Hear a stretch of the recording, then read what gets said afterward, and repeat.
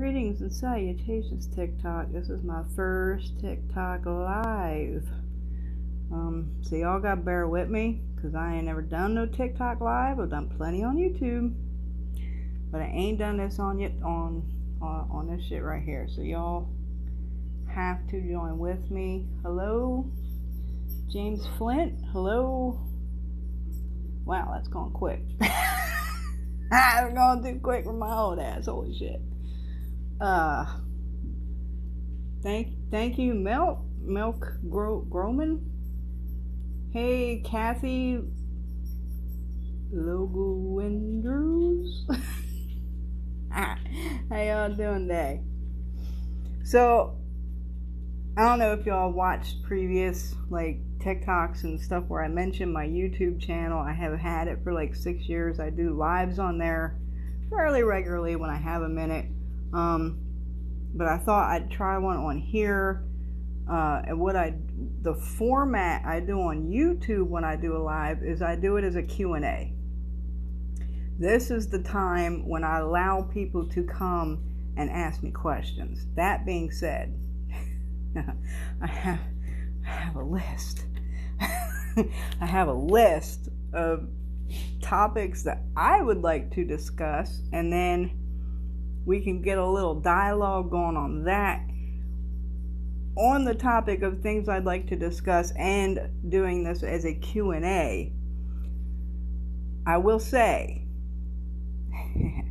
that I get a lot of comments on my TikToks about, I don't know, specific things about the witch tricks, can I do this on so-and-so? Can I do this on myself? What way should the picture be facing at the mirror? And this and that. And y'all, seriously, if y'all are asking those questions, you ain't ready for this shit.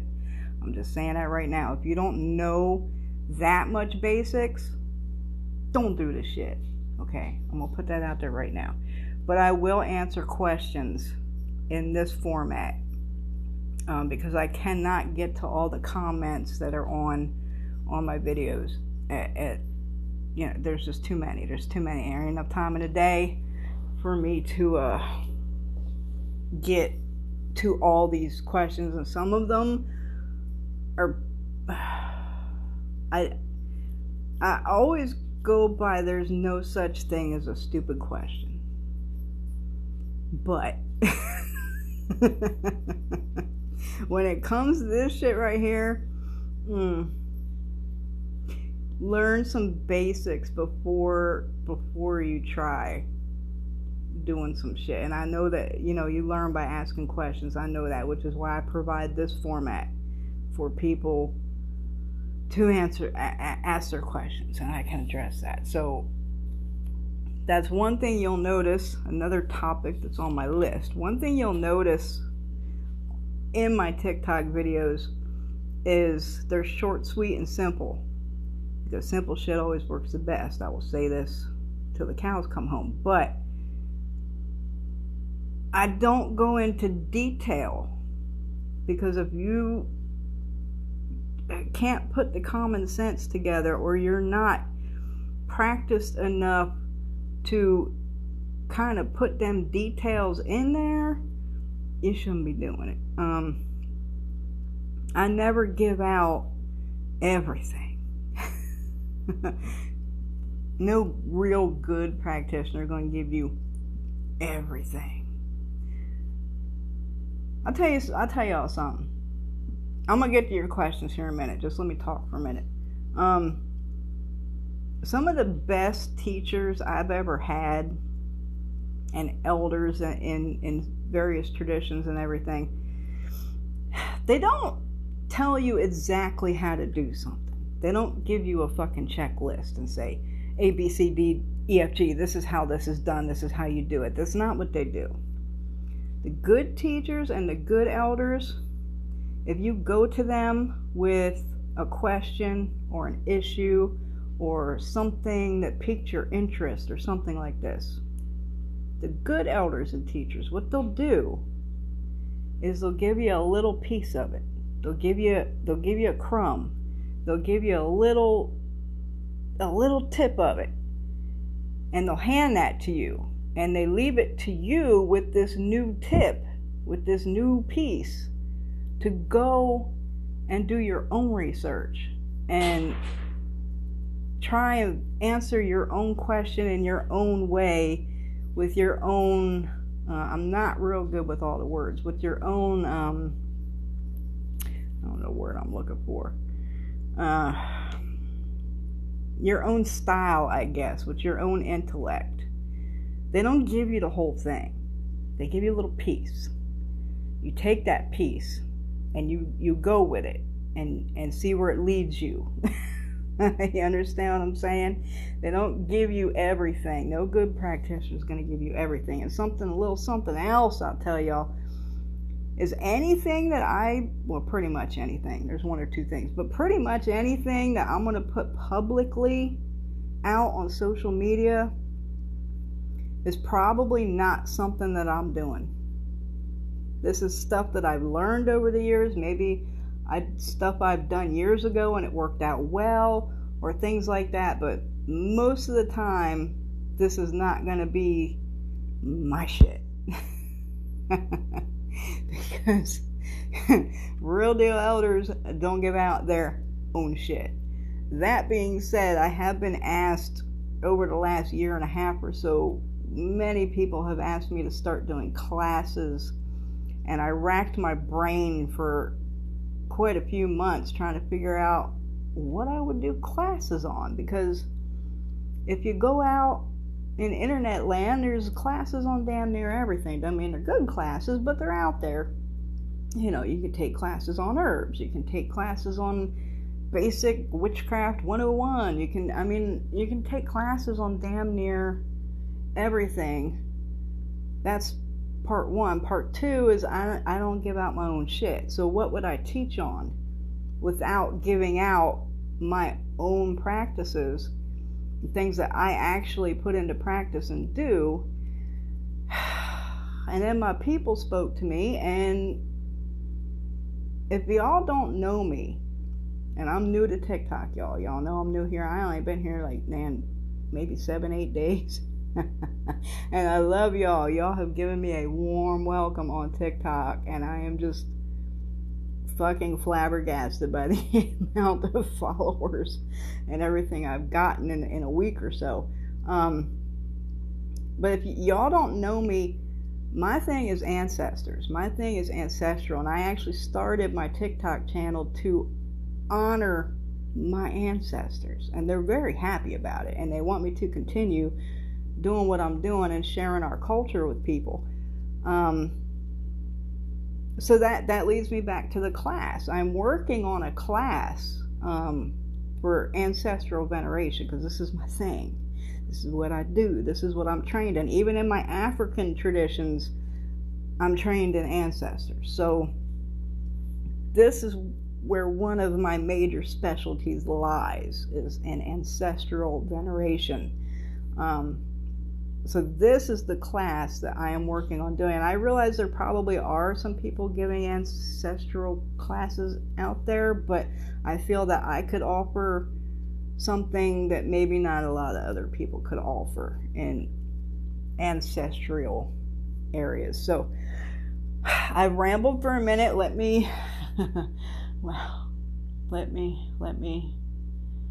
see. Okay. Hey, from South Dakota. Hey, Lip. This is very similar to YouTube, actually. This isn't very difficult. Hey, Pisces Project from North Carolina. Hello. I can't see y'all. Golf Life from Kentucky. They want to see how much you want to learn, how much you can learn. Exactly. That's an excellent point, because I am a big believer, and certainly I've been trained that way, and the way I've been, been around elders in various traditions, they ain't gonna do the work for you. They'll give you a little piece, and they leave it up to you to go out there and do your own work, put in your own effort and your own shit into it, because we're not gonna do your work for you. We're not doing it for you. You don't get what you want handed to you on a silver platter. That's not how any of this shit works. You have to put in time, sacrifice, blood, sweat, and tears into this shit, because we all had to do it. And our elders had to do it. And nothing is going to be handed to you for free with no consequences or no sacrifice or no effort. That's just not how it works. And a little tip is, if you do get something for free, something just fucking handed to you, probably guarantee you bet money on the shit that shit ain't no good. Ain't no good. Personally, I know a lot of elders out here put out some fucked up shit on purpose. just because they know people will do it without any question, without looking into it, without any research. They do that shit on purpose. They think it's a joke. They think it's funny. It sort of kind of is, and this sort of kind of isn't, but there are people out here that do that shit, so just be aware of that. Nothing. My motto, NILF. NILF. NILF. Nothing in life is free. Nothing. So just be aware of that if you're getting free shit online.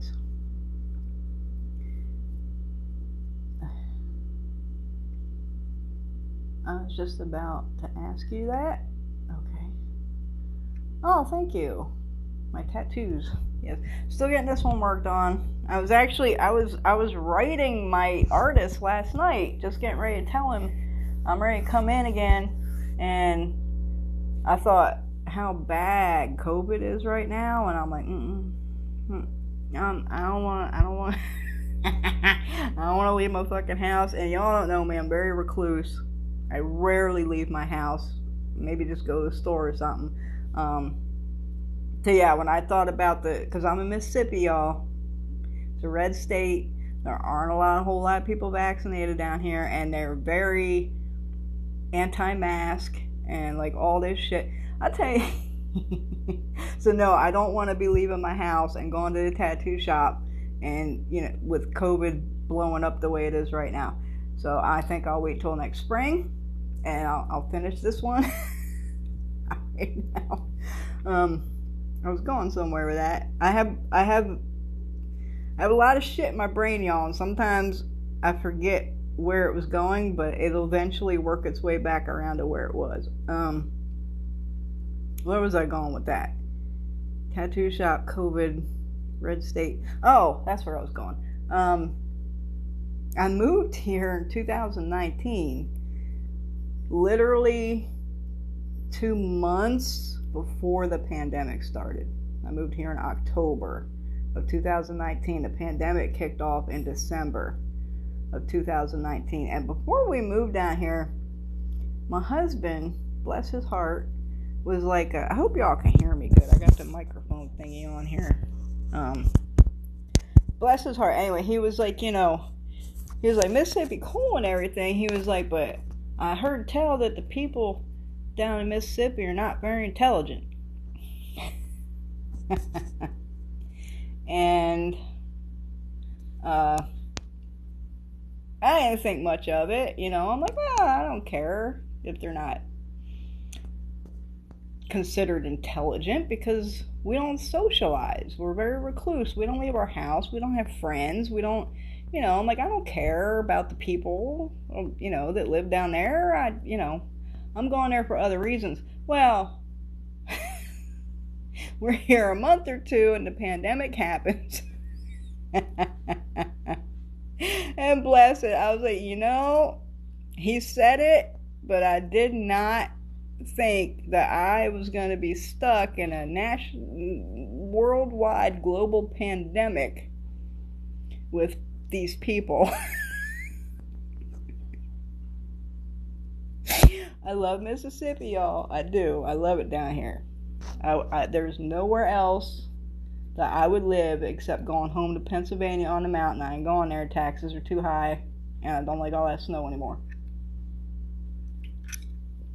Anyway.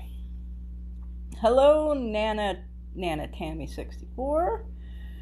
The knowledge comes with time and experience. I respect you for respecting the art of energy. Exactly. Everything is an energy exchange. My grandpa's family is from Alum Creek, West Virginia. Are you familiar with that area? No, I'm not. I'm from Pennsylvania, Appalachians. I've been through West Virginia a couple times, but I didn't. It wasn't, I just go down there, camp for a weekend, or drive through, really. I never really explored West Virginia. Currently about 15 minutes away from Alum Creek right now. That's awesome. Hello, Brewitched. I'm horrible with names too, y'all. Give me that. West Virginia girl, North Carolina now. Well, hello, Christy. Hello, Scrappy girl from South Central PA. See, I'm from Central PA. Around Harrisburg, Linglestown, Piketown. You probably never even heard of it. It's very small. It's up by Grantville, up there by the Army base up there. Hello from Bama, Demon Alley. Y'all got the names. Wow, weird family names. Okay, hey, Barb's Wires. I've been told I'm a high-functioning empath and have verified twitchers in the family. I'm not familiar with that term, twitchers. Brewitched, how do you like being on? I'm enjoying it. I am really enjoying it. I have received a very unexpected warm welcome. Apparently I ruffled a few feathers. But I expect it. And I'll tell you all of something else. Before I went on the TikTok venture, of course I spoke with my spirits and my people, and they had already been warning me that some people's feathers was going to get a little ruffled. But I expect that anyway, because like I said in one of my videos, either you love me or you hate me. Hey, there's really no in between. Some people I rub them the wrong way, but those are usually people that are not living in a truth kind of reality mindset, or they're just miserable people. Anyway, hey, Leon Ab.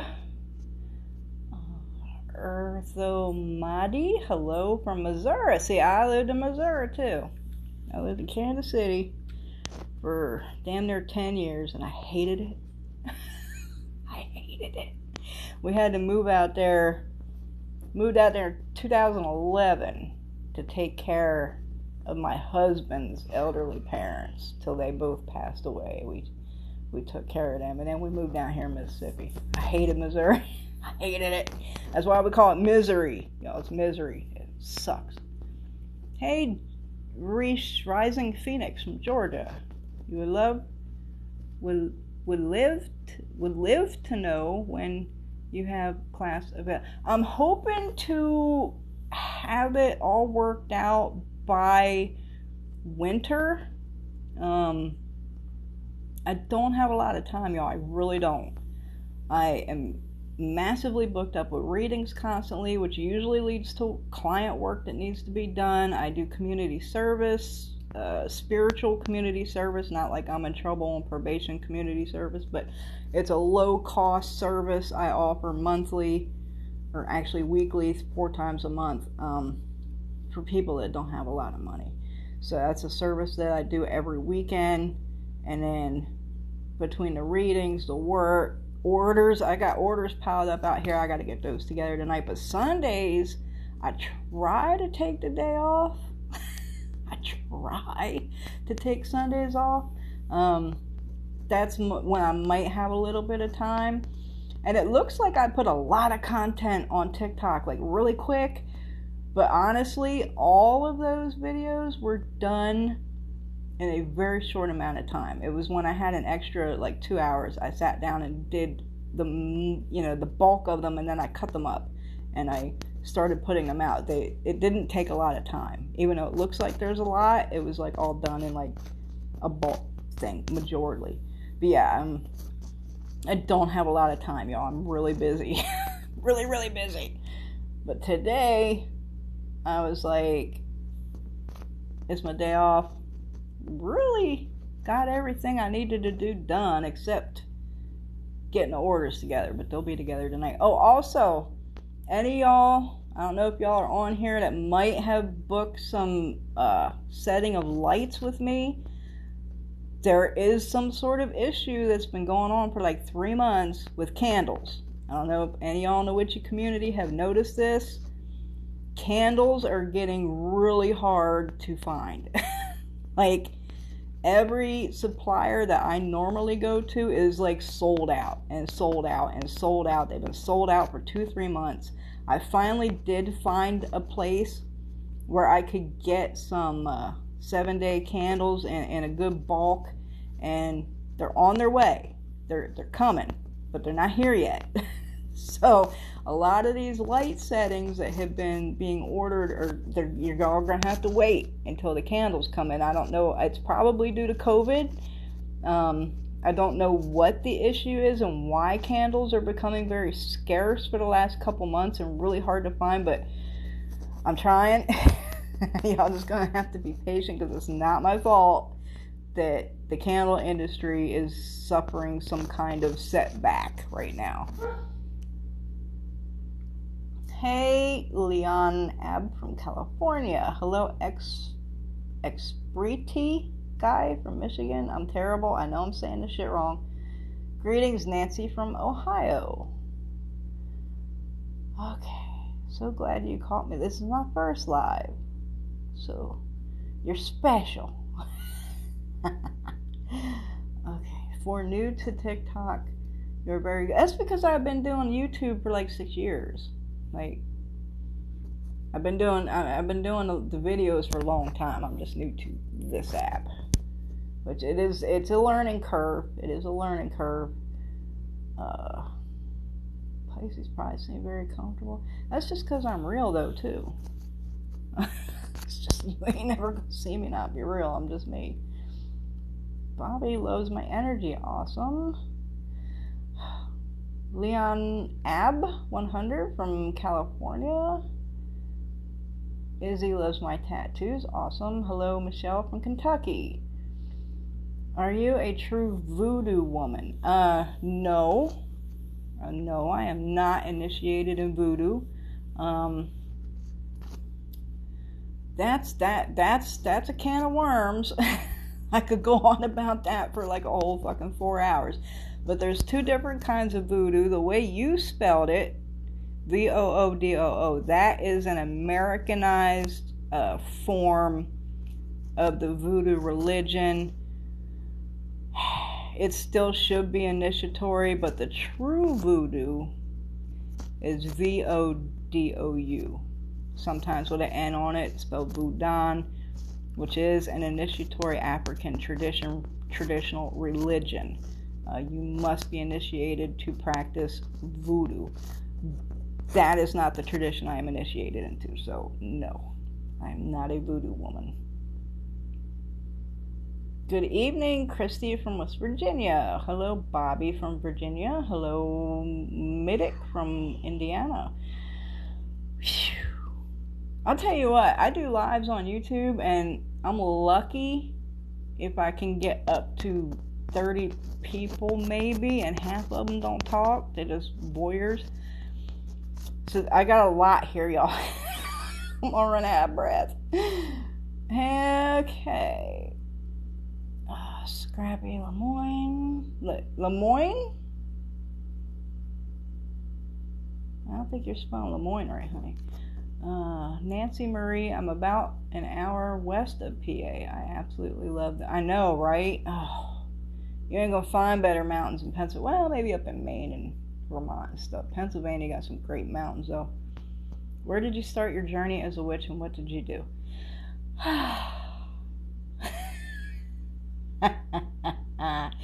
That's a long story. So, I've actually covered this over the 6 years on my YouTube channel, but y'all don't know me. So, I might lose some followers, but I'm used to that too. In my experience, now, and I'll tell you something else, y'all. Anything I speak about, I am speaking in my experience, because I do not speak on things that I don't know about, that I don't have experience in. I speak on my experience and things that I have experienced. So it might not be across the board. This is just my experience in things. This is always the aspect that I'm coming from. So y'all just remember that with me. That being said, in my experience, in my opinion, I am a believer that witches are born. I believe we are born this way. And I will give you reasons why I believe this.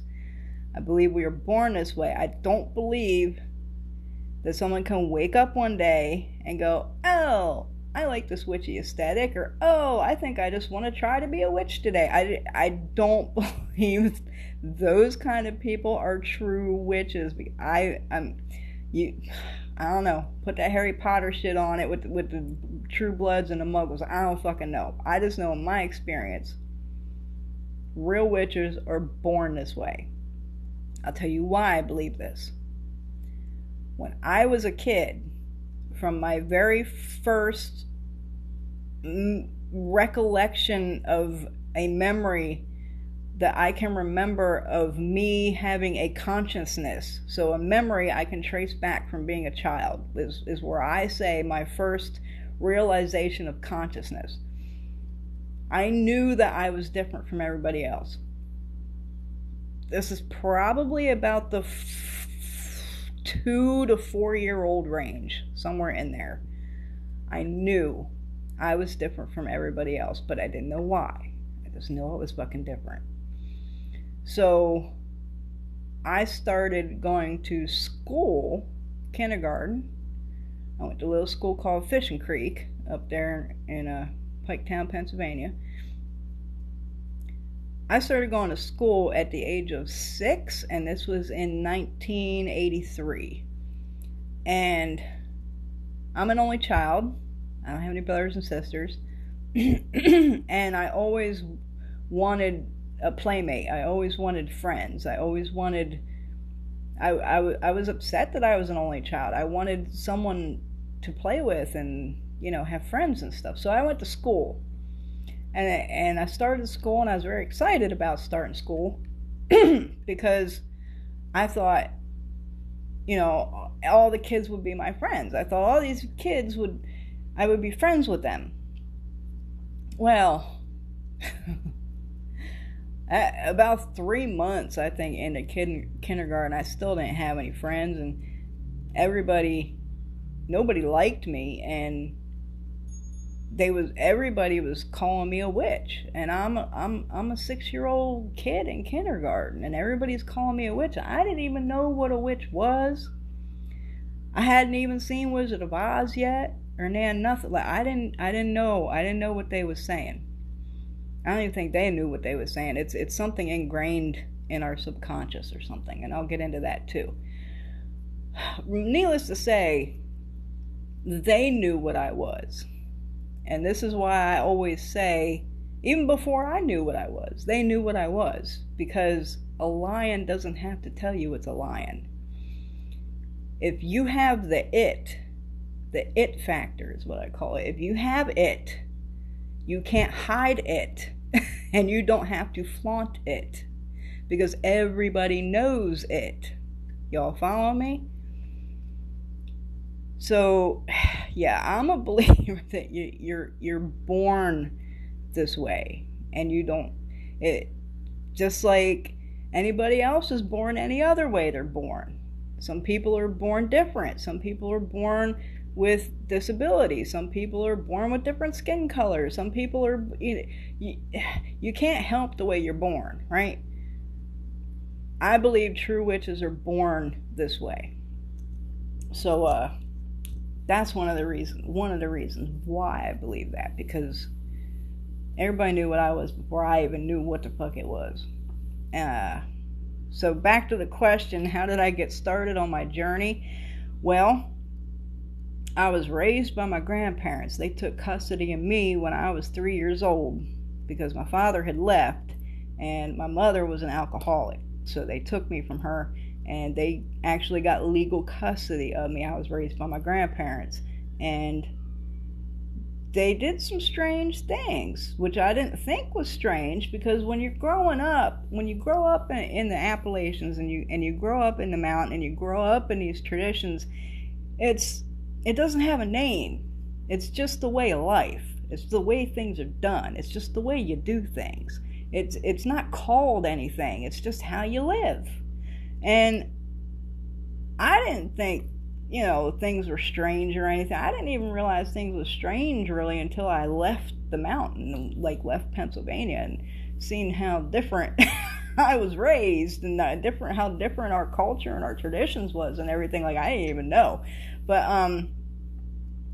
so how did I get started? I was 9 years old, and I'm being raised by my grandparents, and my grandparents are teaching me different kind of things. And my grandfather was a big hunter, and he knew all about nature and all about trees and birds and plants, and he would take me out in the woods all the time, and he would show me and tell me about all these things and different things. I guess you could say the energies of them and like what they're used for and things like that. And I remember one time, we was walking through the mountain. He just reached up and grabbed a stick off the tree and handed it to me and go, "Here, chew on that stick." I'm like, okay. I started chewing on this stick, and it was birch. It was a birch tree that he grabbed a stick off of, and it was a birch stick, and it tasted like fucking birch, like birch beer. We're famous in Pennsylvania for our birch beer, y'all. Anyway, he did shit like that. So I was raised this way, and I'm 9 years old. I'm in school, and I'm gonna tell y'all one of the biggest lessons, and hopefully y'all could learn something from it too. How did I get started? 9 years old, I'm in school, and there was a girl that lived down the holler from me. I lived on this side of the holler. She lived on the other side of the holler, like down the hill on the mountain. And she had a mental disability. And at the time, I didn't know what that was. I'm a kid. I'm 9 years old. I'm in school. I didn't understand that she couldn't help being the way she was. But every day I got on the bus with this girl, and she would always sit in the seat behind me.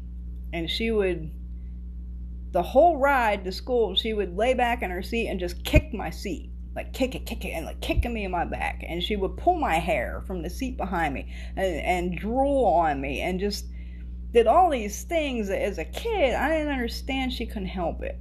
I didn't understand that, what a mental disability was at that age. I didn't understand. I just knew for all the things that she did to me that I really hated her at that time. I just hated her, and I just wanted her to stop. I wanted her to leave me alone and all this and that. So one day she fell asleep on the seat behind me, and I took some of her hair off of her head. And now, y'all, I didn't know what I was doing. I'm 9 years old. This is not something I was taught. I don't know how I knew to do what I was doing other than you're born with this shit. Again. So I snatched some hair off her head while she was sleeping, and I went home that night. And I got some candles. Yes, I'm 9 years old with candles because we live in the mountains. Yes, I had matches and lighters at 9 years old. Back in the day, I'm Generation X, and I live in the mountain.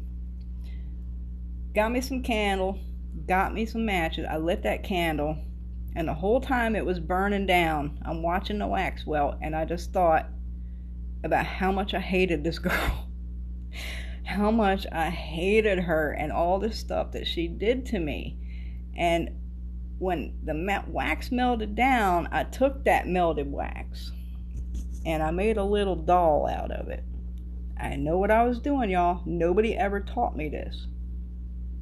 Don't know how I knew.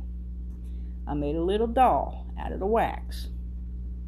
I took a pin, I carved her name in that doll. I stuck the hair that I took off her head on that doll. Then I burned that doll. And the whole time I was just thinking about how much I hated this girl. So I went to bed. And I got up the next morning. I got on the school bus. She was on the bus. She was kicking my seat and pulling my hair and screaming in my ear and doing everything that she always did. We get to school, we in class. I think it was about third period, somewhere around there. An ambulance rolls up to the school. And we're all like, whoa.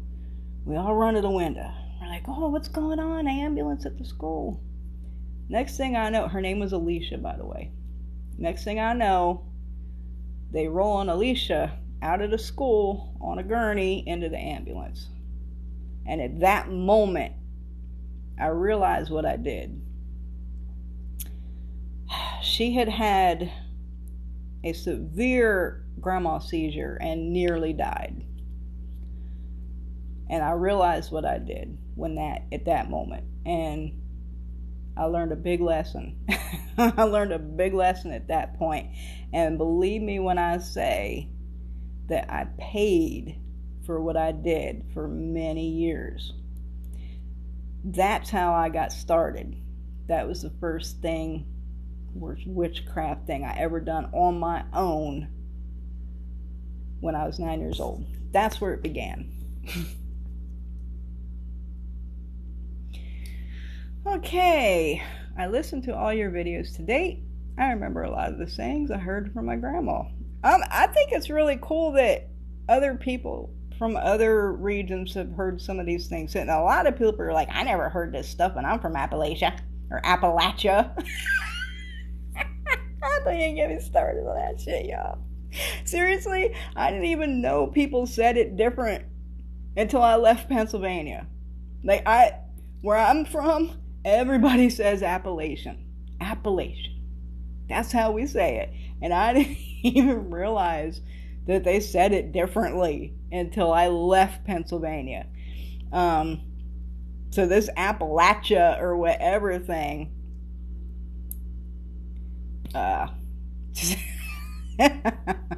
don't get me started, y'all. Different regions say it different. But yeah,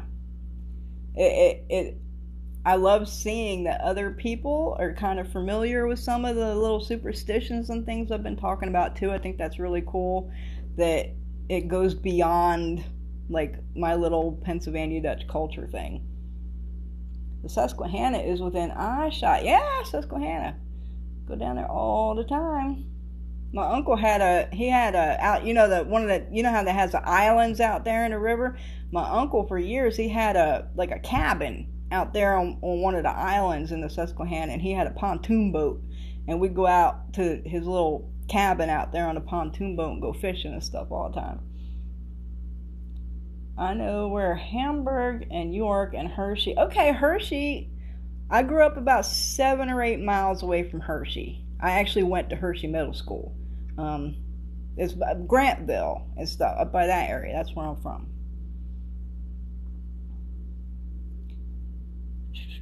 Who in your life has been your biggest inspiration and why?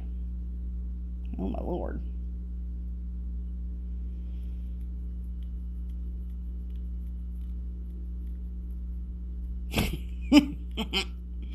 Probably my grandfather.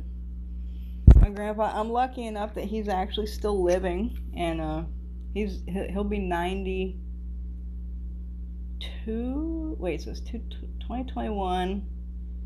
He'll be 91. He was born in 1930. He'll be 91 this year. But I think he is the greatest man that I've ever met in my life.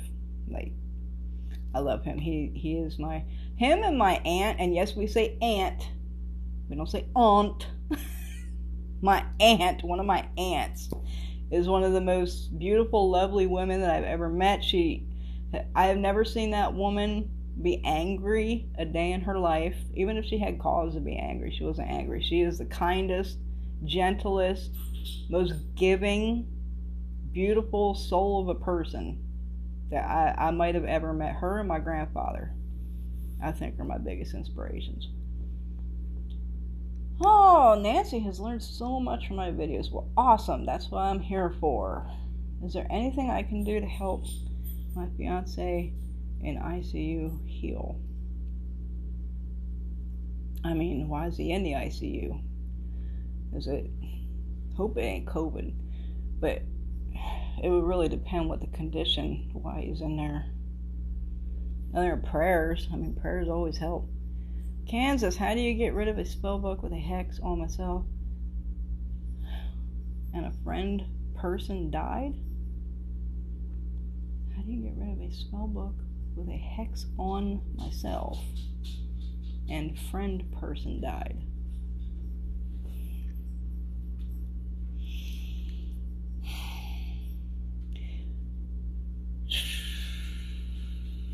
I mean, to just get rid of it, usually when I got something that's severely hexed up, and no matter what I do, I can't seem to get it clean or cleansed or something, because some shit you just can't fix, y'all. Majority of shit, there's usually a cure for everything and a fix for everything. But once in a great while, you get that shit that you can't really fucking fix. Or you don't really... Hey! Quit it! My dogs are playing out here being noisy. Honestly, when I get something that's like fucked up and I can't really fix it, I usually bury it somewhere. What I would do in that situation is I would do divination and see where I should take that object and bury it. But to be safe, I mean, but bury it at the church. Bury it at the church. And then cleanse the fuck out of your home and yourself. Oh, you're welcome, Tricia Horton. I do, and sometimes it just gets lost in there. Okay, hello from Ohio, Trixie Bay. Yes, I'm in KCMO. Yeah, I worked at the Beast, for like 4 or 5 years. I was a lead costume and wardrobe, because I'm a clothing designer too, y'all. I sew. That's another thing that like my ancestors passed on to me. Yeah, I worked at the Beast and Edge of Hell and Macabre and all them haunted houses. I was lead costume for like 5 years before I moved down here. Hello, Leon from California. I think I've already talked to you. My son is in Missouri until the 10th. He is miserable. I'm telling y'all, Missouri sucks. There's a reason why it's called Misery. It's not Missouri, it's Misery. I have been drawn to reading, but I don't know where to say. That's another thing, y'all. So y'all don't know me. I'm not big on books. I'm not big on books. I don't have a lot of books. I wouldn't recommend a lot of books. Because either I know the author and I know they're full of shit, or I've read the books and they're not really up to par. Gandalf! Y'all quit! Every time, y'all see, if you watch my YouTube, every time I do a video, my dogs go nuts because they know I'm interacting with people and they want to protect me, and I don't allow them to. I'm going to get on your website and schedule a reading. Well, awesome, Nancy. Make sure you put in there read the detail on the reading and the information that is required for your reading, and also make sure you tell me a little bit about what we're looking at. I am pretty darn booked up with readings through to we're booking not this next week, but the week after that. I don't really do more than 3 readings a day. Because usually the people that come to me have problems. Like, you don't come to me unless you have a problem. This is not entertainment. So my readings usually take a little while. Some are a little quicker than others, but some of them take a while to get it all sorted out and everything. So I don't book more than 3 readings a day. And right now I'd have to look at my schedule, but I know I'm booked through Thursday at least, I think. I might have one on Friday. I might still have some room on Friday. But other than that, we're booking like after that, like next week.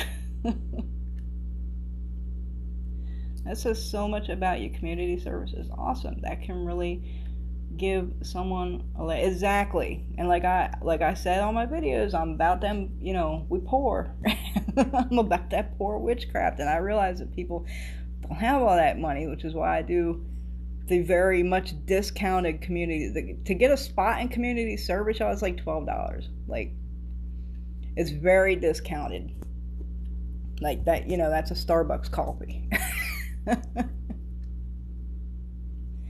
I am going to do the bluing water at my bedside. My dreams are too intense. Yes, that blue cup trick I gave y'all is a very rare freebie that I will give out and show you exactly how to do something, because that one is really good and it's really helpful for anybody of any tradition, path, belief, religion, culture, what have you, can do that. And it works excellent.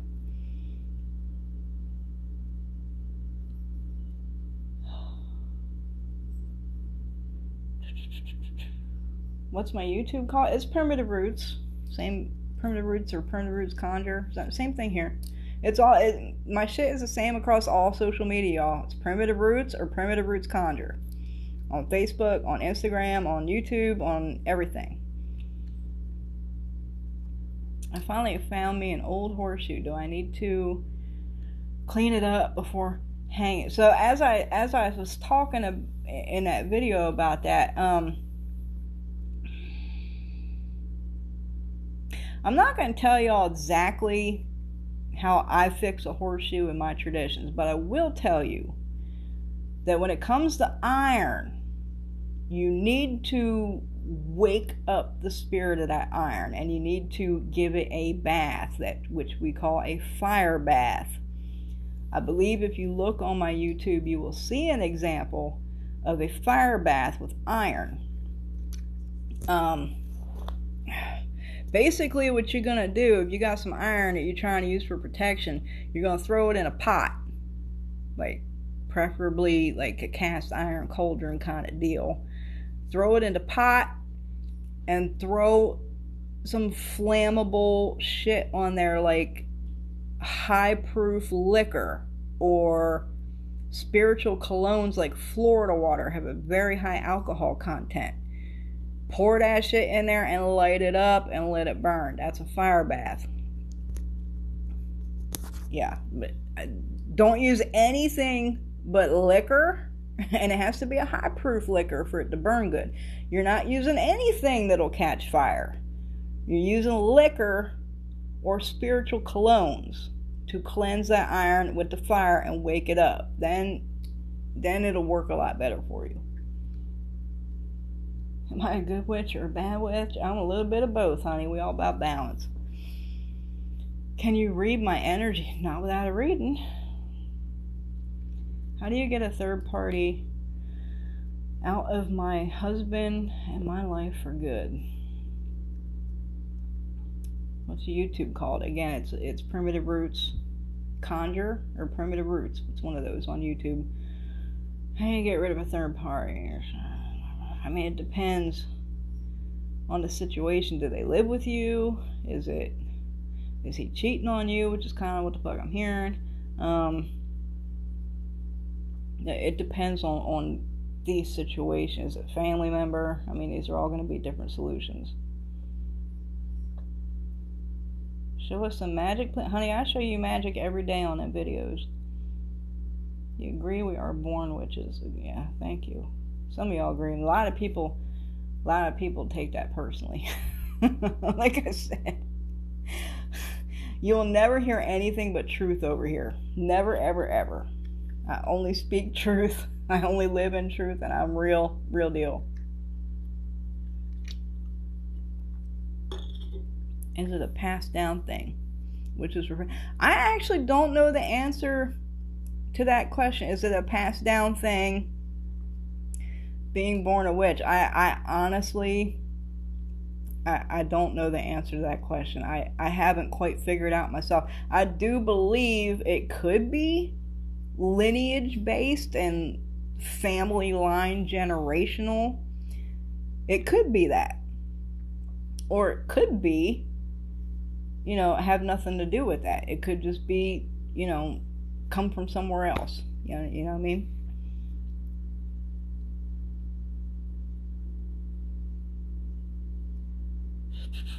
Can you give me some advice on how to get a third? Okay, I already answered that. Yes, you never fit in anywhere. Also raised by my grandma. I'm telling you. Y'all, I was so desperate when I was a kid to make people like me and to have friends. Like, because that's all, like I said, only child, only ever wanted was friends, man. I would give away all my shit to make people like me, so they would be my friend, and they still wouldn't be my friend. Like, I would give away my toys to kids in the neighborhood because I thought if I gave them presents, or if I had a toy, we could play with the toy together, or if they didn't have something and I had it, I would give it to them because I thought that would make them like me, and like all kinds of, I would give them food, and like I'd come home from school and the kids would be walking up the hill like off the school bus, and I'd run out with a handful of popsicles or cupcakes or something, and I would just give them to everybody because I just wanted people to like me. Oh, thank God I grew out of that. But as a kid, because all I had was what, and again, I've had abilities since I was born. I could see ghosts. I could hear spirit. I also, another thing, the house, my grandparents' house that I was born and raised in, it borders a cemetery. Like literally, the cemetery was like my backyard. It was like right there. Like you go through this little line of woods, like a little patch of like 5 trees, and you're in the cemetery. It's right fucking there. So I grew up spending a lot of time in the cemetery because on the mountain there ain't nothing to do. There ain't nothing to do, especially you ain't had no friends. You're either in the woods or you're hanging out at the fucking cemetery at the church. Like I spent a lot of time there, and my grandparents' house was very haunted. I recall seeing my very first spirit probably about the age of 5, and it scared the fucking shit out of me. I was a terrified kid, y'all, because of the shit that I would see and hear and know, and I was a terrified kid. I would sleep with all the damn lights on, and my grandparents get so pissed at me. Did you make that trek to the hallway, to the bathroom at night? You know what I mean? Like you're going to the bathroom and you got to turn on all the lights on the way to the bathroom. And then when you come out and you're walking back, you don't want to turn the lights off because then it's going to be dark behind you and something's going to come get you. So I would just leave the lights on in the whole house. Because I was seeing shit all the time and it just scared the shit out of me.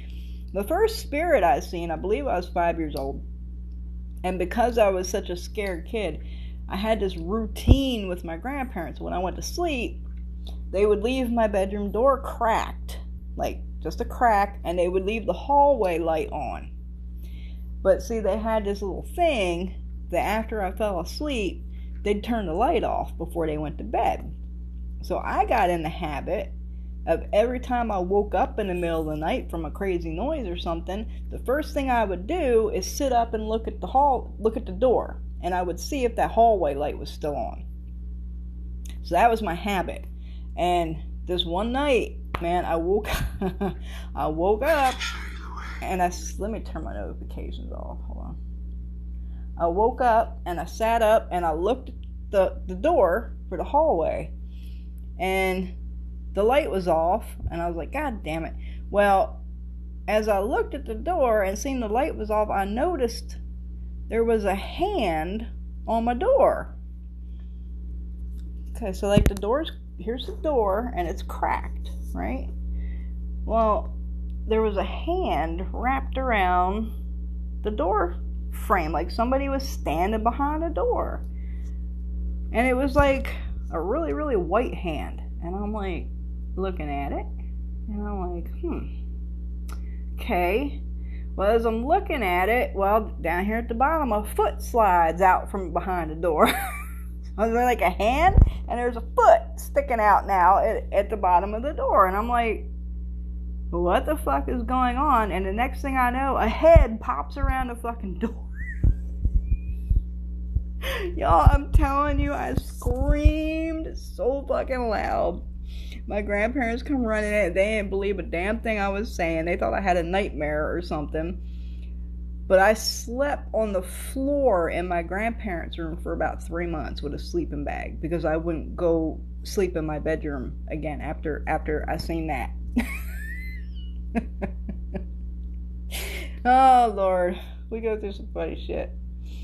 Mountain life is definitely different. Yes, it is. I just moved to an Appalachian town in Tennessee, and I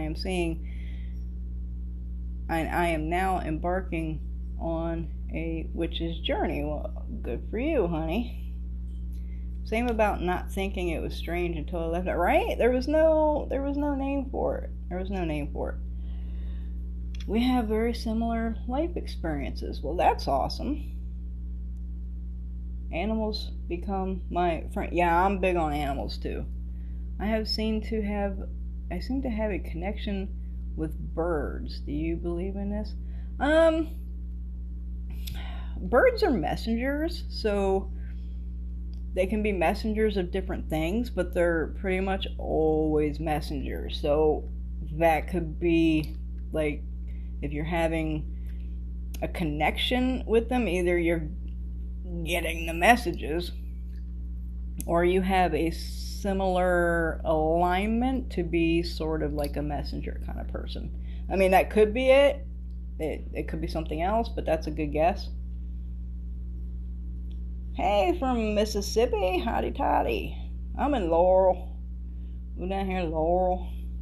I'm curious about your advice about the gossiper and the burnt salt. What are you curious about? I think my video is pretty straightforward. Thank you for your Alicia story. Look, yeah, see, I mean, that's not something to be proud of, and everything, but I'm about teaching people. I'm about people learning, and I have no embarrassment at all telling people my experiences and things I did that were fucked up, and things where I fucked up. We learn by fucking up, right? We learn by experience. So I have no qualms at all about telling people about them kind of things. A lot of it I've heard before, some I haven't. Have you wrote a book? No, I ain't wrote no book. No, there's plenty of caca books out there already. Love the grandpa, sir. How do you find your soulmate? Every time somebody comes to me and asks me about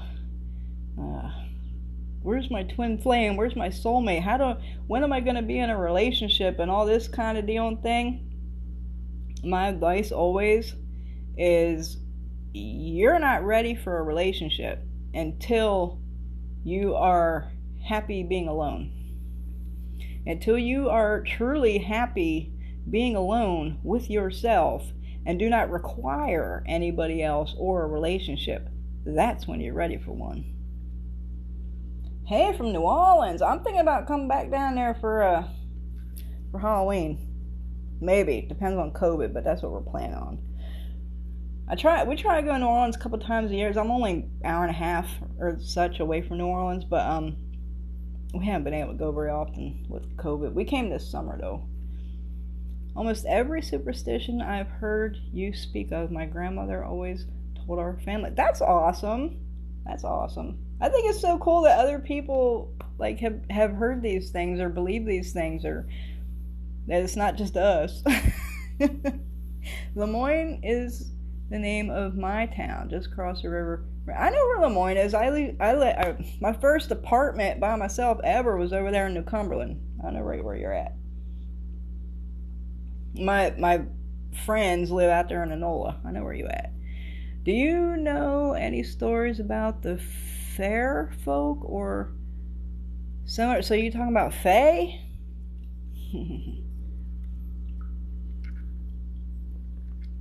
We don't call them fair folk. We call them little mischievous bastard motherfuckers.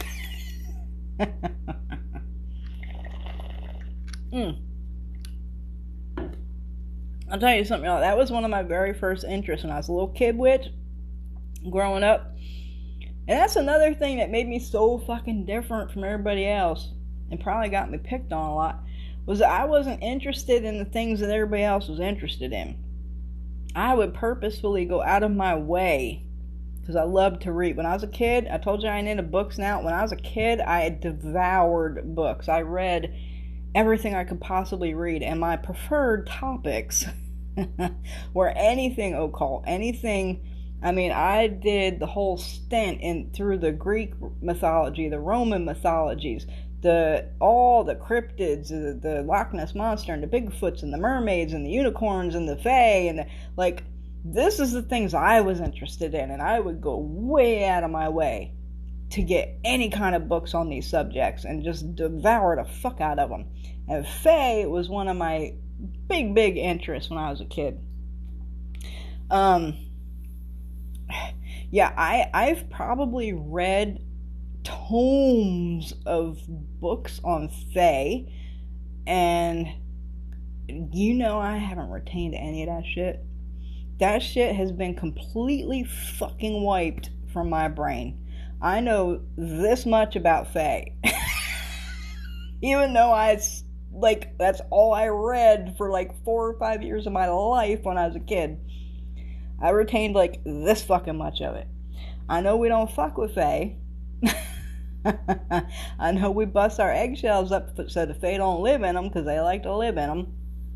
I know you do not give offerings to the fucking fae because you don't want them motherfuckers around your house. Now, we did have certain ones. We had a story about because some fae, I don't know, you might call them something different other than fae, but gnomes and elves, I think is what they was called in the stories that I heard. They were called elves or something along these lines. But we had a story about a cobbler that he was a shoe cobbler or something. I can't remember the fucking story. He was a shoe cobbler, and something happened to him or something where he was injured and he couldn't cobble the shoes, and some elf or a gnome or something came to his house and shined all the shoes and cobbled them for him and this and that. But the exchange for that, the price paid was pretty steep. I think they wanted the child or something. I'm trying to remember the story. I don't quite remember how it goes, but I remember hearing this story growing up. And I also remember hearing about Pagawagis when I grew up. Now this is more of a indigenous folklore. I don't know the term. Yeah, that's the term I'm going to use. It's more of an indigenous folklore, the Pagawagi thing. But you don't want to ever meet a Pagawagi, but they would call your name. They would call your name out from the woods, and they would try to lure you in, and you was never supposed to go out there. If you heard somebody calling your fucking name, you don't pay attention to it, you don't answer. you didn't hear it. You just keep fucking going and go quicker, because if they got you, it was not good. We have tons of cryptids in Pennsylvania, y'all. I've actually been planning on, I want to do some TikTok videos on some cryptids kind of thing. We have melon heads and all kinds of crazy shit. But that was one. Anyway, yeah, what I know about fae, that's about it. Don't fuck with them. Don't fuck with their circles. Every time I have had fairy circles open up in my backyard a couple times, and I am real fucking quick to wipe that shit out because I do not even want them on my property. Just don't even come fucking around here. I will wipe the shit up. Close that shit. I am amazing. Oh, thank you. How do you keep bad spirits away? So, I mean, there's a lot of ways. There's a lot of ways to keep bad. Are you trying to keep them away from you? Or are you trying to keep them away from your house? Or, because these are different things that could be done. So be a little more specific. Can you give me some advice on how to get a third party? You already asked me that. That's like the third time. Can you tell me if someone a witch when you meet that? Usually I can. Yeah, I'd say yes. And I can also tell when someone's not. Because I've had quite a few people that are, be like, I'm witchy and I'm this and I'm that. And like, you ain't shit. No, you're not. I've even met, there was a lady that owned a shop, a botanica kind of shop, and she likes to put off this big thing that she's all this and that. And the first time I'm like, this lady ain't shit. And she's even got initiations and shit into voodoo and shit like that. And she ain't shit. She ain't shit. She's so ain't. Never mind. I ain't gonna tell that story. I am gonna tell it. Hey, Bad Badger Life from Tennessee. Why are the messages repeating? Are you guys retyping, or is this just like looping around? Because I've seen these same questions quite a few times. How much are your readings? I have two types of readings. I have a general reading or consultation. This is a consultation on an issue, or it's a reading on an issue. It's one question, one issue we're looking at. Then I have a full investigation. So the general reading is $53. The investigation is $121 because that's the one that's usually going to take an hour, 2 hour, going on looking into that shit. A general reading shouldn't last more than a half hour, 45 minutes. Y'all be coming with all that and only paying for a general reading. Hello, TNA from Louisiana. Whoa. What just happened? My whole thing just like, whoop. Wow, TikTok. Okay, wait a minute. I don't know what happened. I probably just missed a whole bunch of shit. I listened to all your videos today. I remember. Okay, wait. So it went up? Okay, it went up. It like scrolled the whole way back. Hold on, y'all. I'm scrolling. It scrolled the whole way back up to the top. And I don't understand why. I'm going to get advice on it. Okay. Trying to find where I was. Hold on. Can you read another witch? Absolutely. If they pay for a reading. I really enjoy superstitions. It reminds me of my Bridget appreciates me. Well, thank you. Suggestions for connecting to your soulmate. I think I already answered that. Ain't shit gonna come till you ready. Is it true if you walk on concrete that it'll zap your energy? I think you meant zap. I don't know if I would say it will zap your energy, but it's definitely more draining than walking on a man-made surface. Let me put it this way. Walking on a man-made surface is more energy draining than walking on a natural surface, if that makes sense. Hello, this is my first live from East Texas. Hi from South Carolina. I'm a Beck. That's awesome. If I walk on concrete barefoot, do you think that it was at my energy? My mom said so. Again, I think you meant zap, but I think I already answered that. it's definitely more draining. Like, if you can walk on a natural surface, walk on that instead. As soon as you showed up on my For You page hooked. Awesome. Hey, Chrissy from Tennessee. Hey, Sassy from Tennessee. Not far from y'all here in Mississippi. We drove through, oh my God, not Nashville. Was it Nashville? What's that other one? I don't know. We drove through one of them big cities coming down here in Tennessee. I believe it is passed down from past lives. My BPD made me spiritual as fuck. Okay, bipolar disorder? Yeah. In fact, I mean, in my experience, I think a lot of people who are labeled with mental issues, mental health issues or something, I think a lot of those people are just really spiritually in tune. They're very empathic. I think other cultures believe this as well. Like the people we would put in mental hospitals and say they're just batshit, nuts. Those are probably some of the most spiritually in tune people that you'd ever want to meet.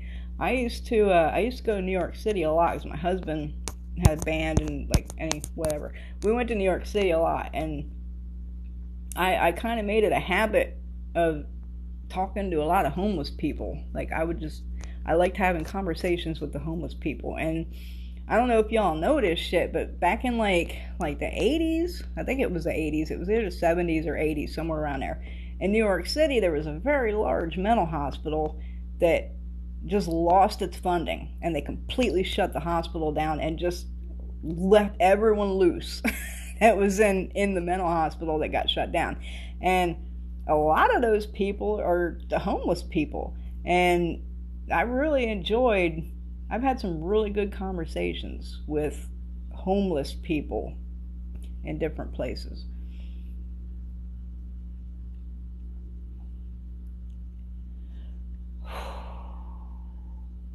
Me too. Wort spirits. A lot of native spirits where I live, and confused war soldiers. Yeah, I dealt with that too. I lived in Delaware for a minute. We lived by a beach in Delaware called Slaughter Beach. That was the name of it, Slaughter Beach, because there was a big war that was fought on that beach, so it was called Slaughter Beach. And my husband too. My husband was kind of spiritual as well, but we would see soldiers like platoons of soldiers just standing in the middle of fields. I mean, they weren't there, but we would see them. Yeah. Land can be a thing, definitely. I've got a shadow figure in my apartment that shows up even during the day. Everyone sees it. I had a shadow. I had the Hat Man for a long time. I was surprised when I started getting on the internet and I seen other people seeing the Hat Man too. Like, I didn't know. I thought it was just me or something, but apparently this is a phenomenon.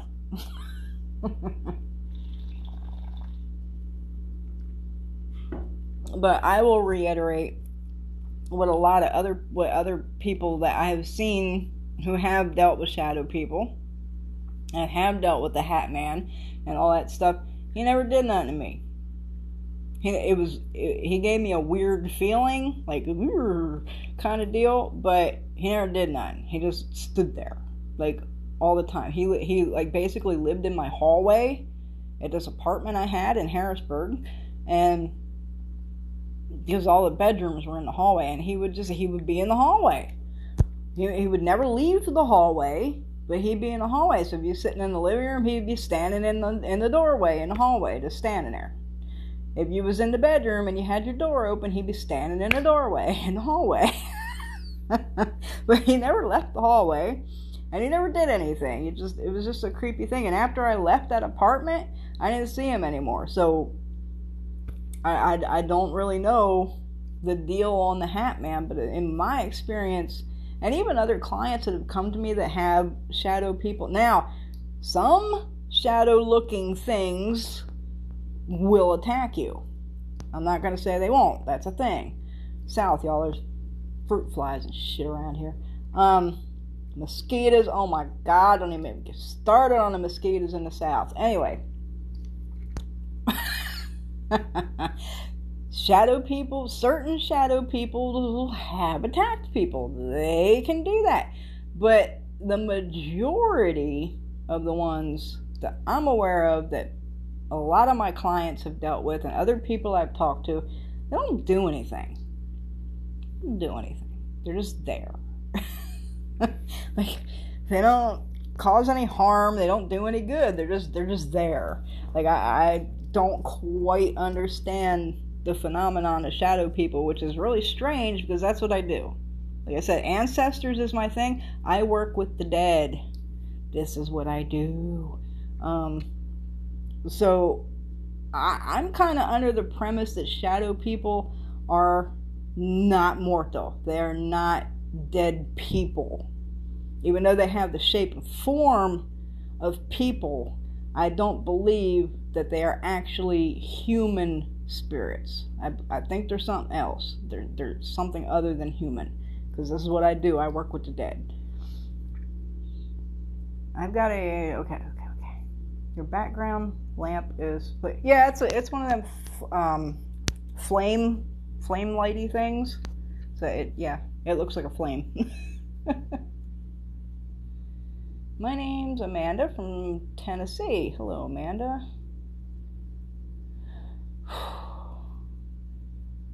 Everybody's freaking about it. It's a flame light, y'all. It's supposed to do that.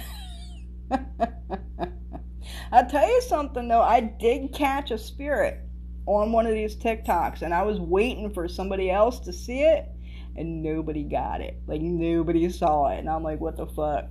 I even isolated it in a separate app editor. I isolated the spirit that I caught, and I slowed it down in the slow motion, everything. I was really looking at it, and I'm like, somebody's gonna fucking catch this, and none of y'all caught it, and that's why I haven't uploaded the video of the slow-mo of me catching it. I'll give you a clue though. It's the one where I was talking about the types of readings I do, and I showed you my Shamalongo. It's in that one. Y'all go find it. Is it supposed to? I don't know what that means. Bulgaria. Well, my goodness, welcome. Hello, I watch your videos but never catch it. This is my first live, so that's why you've never caught one. But you did catch the first one. Oh, Kentucky. Hello, Emily. I don't like the twin flame question either. When you know, and you feel it, there you go. That's the same thing I tell people. A lot of people come to me and they want a reading because they don't know what path they're supposed to be on. They don't, path of witchcraft in general. Like, should I be Wiccan? Should I be pagan? Should I be a druid? Should I be this? Should I be that? And they book a reading with me and they want me to tell them what path they should be on. And I'm like, I don't do that. This is your decision. It's your choice. That's one thing where spirit does not intervene, is choice. We got choice. That's your choice. That's your decision. But the advice I do give when somebody comes to me with that is that when you find your path, when you truly find your path, the one that you were supposed to be on, you'll know it because it feels like home. It is an overwhelming, because for a long period of my life, I mean, I was raised doing these things. I was raised in powwow. I was raised in Appalachian folk magic. But I knew there was something else. I knew there was something more that I was supposed to be doing. And I tried them all, y'all. I tried them all. I tried the Wiccan thing. I tried the pagan thing. I tried the druid thing. I tried the satanic thing. I tried all of them. I looked at all of them. I did research and looked into all the various religions. All this shit, looking for what I was supposed to be doing. None of them sat right. None of them. No, I found flaws in every single one of them. Flaws that did not sit right with me and my spirit. And I'm like, I don't like this. I don't like that. I don't like this part. This doesn't fucking sound right. All of them. None of them fucking felt right. When my people led me to Palo, when I walked into a Monanzo for the first time, it was like, I don't even know how to describe it. It was like a warm blanket was just, like, I knew immediately when I walked in there, this is it. This is home. This is the thing that I have been searching for my entire life. This is where I fucking belong. And that's why I was fucking brought there. And yes, you'll know it when you find it.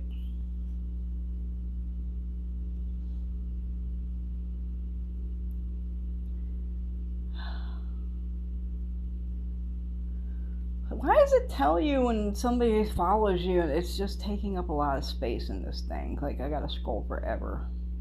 The face stole back the knowledge you kept. Damn.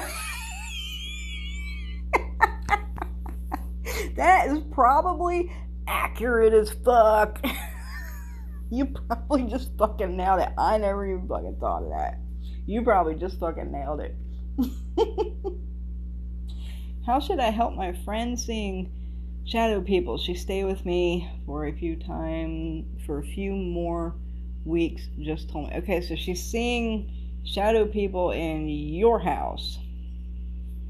How do you stop her from seeing them? I mean, are they doing anything? Or are you just seeing them? Are they just standing there? Because if they're not doing anything, just ignore it. Like, if they're really not, if they're not, doing anything harmful or malicious, or then hey Steve, and move on. just ignore it. So basically, a skinwalker or a knot deer. What are we talking about? Where'd that come from? Oh, Pugawuggy? No, Pugawuggies are like, they're little things. They're like, I don't know, you could call them, they're Pugawuggies, but I guess you could compare them to like a gnome, or like a little troll, or elfie, like a fae kind of thing. Like, not a skinwalker or not deer, not that. My daughter tells me that there are trendy witches on here hexing the fae. I heard about that like a year ago, and I heard about hexing the moon, and that was way before I was on TikTok. Like, but I heard about it. I'm in the community, y'all. I hear the shit. The community is small. Especially when you're real deal, the community is very small. Absolutely horrible things to do. Oh my, it's normally kids who don't know what they are doing. It's scary. I noticed the comments take a while to get to you. Or it just takes me a minute to scroll through them. I mean, I'm slow, y'all. I'm old. I just found you and suddenly feel home. Wasn't I just talking about that? Welcome, Texas Miner Bucket. Oh, but I want to hear that story. Yes, it's scary. Hi, Aries. Romero. I know you don't know me. Could I please ask for energy and protection? So, like, I don't do that. If you need that, you get into community service. This is such a happy day for me finding this community. Well, I'm glad you're having a great day. Hey there, first time to your live. Hey, my first live. Again, this is my first one I've ever done. Can you tell me how to be more intuitive?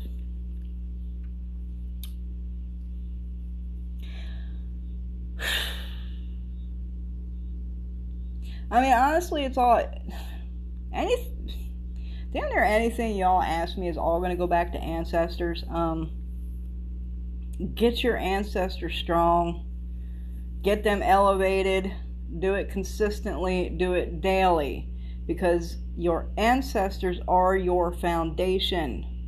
They are you. You are them. They are inside you. They are your very blood that runs through your veins. When they are strong, you are strong. As they get stronger, you get stronger. As you elevate them, you elevate yourself. Does this make sense? Y'all follow me? Everything goes back to ancestors. Everything. Everything. This is your foundation. It's who you are. This is your power. This is your strength. Get your ancestors strong and you will become more intuitive. I will say, you gotta listen. You gotta listen. Every time, and you can call it being intuitive, you can call it a gut feeling, you can call it whatever the fuck you want to call it. But when you hear that shit and you don't listen to it, I bet you can come out and say, that shit got fucked up. It happens to me every time. Good example. Here's an example of this is how you become more intuitive besides working with your ancestors. I had just moved here, hooked up with this tattoo dude. He was working on some tattoos. This was like one of my first, like this one he was working on. And I had my appointment. I waited for this appointment for quite a while. And the day came. And I'm like, yes, I'm getting tattooed today. And I go. And as I'm leaving, I hear it. Don't go. Don't go. Go another day. Reschedule. Don't go today. And I'm like, fuck that. I waited like 3 months for this appointment. I'm going to get my fucking tattoo. I'm excited. I'm not paying attention to it. I go. I get in there. I'm bullshitting. Because he's my buddy. I'm bullshitting. And as I'm bullshitting, I'm still hearing it. I'm hearing, go home. Come back another day. Reschedule. Don't do this. As we're bullshitting, a picture goes flying off his wall behind him. And I'm like, now I'm paying attention. And I'm like, I really need to listen to this voice. And I'm really like, fuck it. I waited too long for this tattoo. I'm getting this shit. I don't give a fuck, right? I'm not listening. So, I get my tattoo. I come home. Within an hour or so of coming home, my tattoo has raised up. It's red. It's angry. It's itchy like hell. And I'm like, what the fuck's going on? I have a couple allergies and stuff, so I called him. And I'm like, whoa, anything weird in the inks or anything you use that would make a reaction like this or anything? And he's dumbfounded. And he's like, I don't understand. This has never happened before. And we're trying to figure it out. And all of a sudden he goes, you're not allergic to latex, are you? Yeah, I damn sure am. And he goes, well, shit. He says, I ran out of gloves today, and the only ones they had at the store was latex gloves. And yeah, that's what it is. Like, if I would have listened where they said, not today, come back another day, reschedule it over and over and over again, when I came back the next time, he would have had regular gloves instead of latex gloves, and I wouldn't have had this awful, horrible, fucking terrible reaction that I had that lasted for like a month and 2 weeks or something that really fucking sucked, because I didn't listen. Y'all hear that shit? You fucking listen to it. You listen to it, and you have confidence, and you trust yourself. That's another part of it. Confidence is a big one. Have confidence in what you're hearing, and you fucking listen to it. That's how you become more intuitive. Discernment is also going to come along with that, but we can save that one for another time. I have always been obsessed with occult and paranormal. Me too. Hello from upstate New York. Hello, lucky lady. Hello, never burn up from Ohio. Sending love from South America. Hey, Viking Queen, welcome. Yes, I have been diagnosed with mental disorders, but I am just very open. Got a question. Is it possible to feel spirits' emotions? Yes. Yes, definitely possible. Bellevue at the one in New York. I think you're right. I think that's what it was called. PTSD, bipolar disorder here, traumatic childhood through, well, I'm healing. Healing is a big part. Are you familiar with Anne Hutchin in history? That does not ring a bell. I had the Hat Man too. I've seen a lot of people had a Hat Man, and almost all of them say that he don't do nothing. Same as my experience. I'm with you on that with the shadow people. I'm with you on the shadow people. Broken heart advice.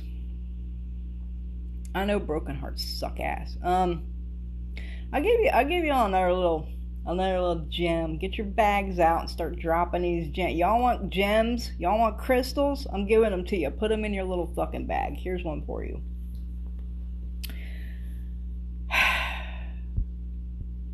If you're truly on a spiritual path, and not for an ego reason or any other kind of reason other than to be the best you can be and maybe serve the community a little bit. Spirit does not remove things from you that are good for you. That makes sense. If something is taken from you, it's because that wasn't the right thing for you. That wasn't for you.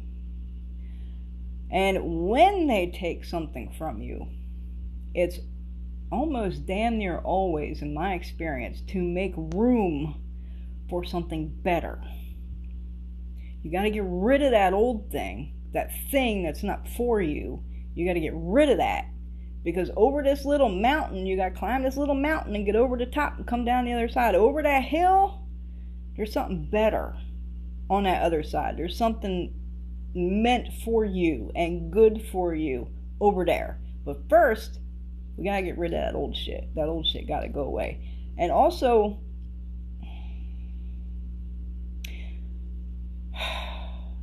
when we need to grow, I'm trying to use my words carefully. When we need to grow, when a transformation in ourselves needs to happen, spirit makes us uncomfortable. They will make us uncomfortable and put us through tests and trials and tribulations to force us to grow, to heal, and to transform. Because when we're comfortable, we don't go nowhere. We don't grow. We don't expand. We don't move. We're just comfortable. We're just chilling. We're relaxed, right? Nothing's happening. In order to grow, you got to be uncomfortable. And if it's in your path, you will be made uncomfortable to force that growth if you're resisting it.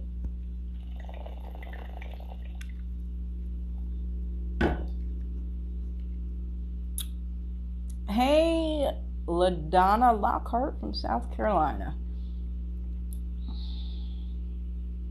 Hey, Trash Can Sally. That's a cool name. My girlfriend, last 2 boyfriends killed themselves. Last one in front of, I feel like I'm on my way though.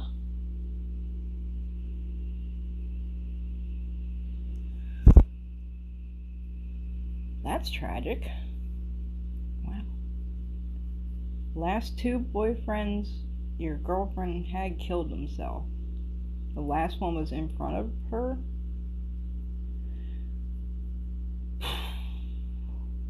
I'm sorry. That's really fucked up.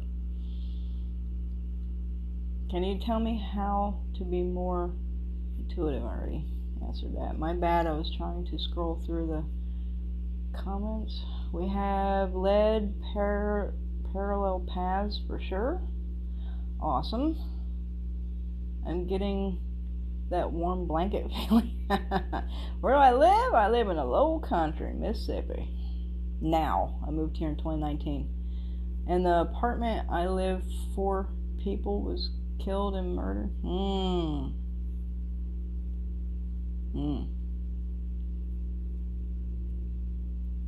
Killed and murdered. Well, I mean, tragedies take place in a lot of places. 4 people, that's pretty big. Honestly, if you're not very adept or very astute at cleansing spaces, I would start looking locally. I don't know where you're at. If you got botanicas around you or something like that, I would start looking around for someone to come and cleanse that space for you if you're not really adept at cleansing, because 4 murders in a building, yeah, that's going to take some skill to cleanse. So if you're not, just look for someone who is. My mom's husband is very abusive. What can I do to get him away? I just want him gone. Is he abusive to her, or to you, or both, or? So that's a tough one, because that's your mom's just, if she's leaving it happen, then she's just as much involved in that as he is. So that's kind of a tough one. That's kind of a tough one, because you'd have to get, your mom's gonna have to come around. That's another little here's another gem for your fucking bag. Get your bag out. When you're doing work, when you're trying to do work, and I'm calling it witchcraft for area, I just call it work. It's work. When you're trying to do work, you have to provide an avenue for the work to manifest. Y'all follow me? So you can't do work for money and sit around on your ass and eat potato chips and watch TV and expect money's just going to magically fucking appear. You have to do something. You have to provide an avenue for that money to come in. If you're doing work for love, you can't just stay in your house all the time, sit at home, be a little couch potato, and not be out there, not be actively looking and participating to create an avenue for that to manifest for you. You understand? You have to give the work an avenue to manifest through. The mundane physical world things that we do to go along with the work is just as important, if not more, as the work itself. You have to do the work to help the thing manifest. Does that make sense? Spirit does not reward laziness. It does not. You can't. This is a thing, a theme I've been seeing. I'm sorry, I'm not talking to anyone in particular on here. I'm just ranting. A theme I've been seeing with this generation. They think, I don't know. They think this shit's like Harry Potter, or like, I don't know. They think they could just wave a wand and something fucking appears, and I don't know, but that's not how the shit works. We manipulate energies. We manipulate energy. We manipulate the situation. We're manipulators. Is exactly what we are. We manipulate the energy in the situation. Sometimes we make deals with the fucking spirits, or we work with spirits to help move that fucking shit along. But there's always work to be done in the physical world. And if you haven't done the physical world mundane things to reinforce that work or give it an avenue to manifest, your shit ain't gonna work. Your shit ain't gonna work. So when you're saying how you get rid of your mom's abusive husband, your mother is a big part of that. She's a big part of that. She is her husband. It's her husband. So either she's allowing it, or she's not getting the strength within herself to leave the situation, but she is just as big a part of that equation as he is. So she needs to do some shit, because if you do work on this,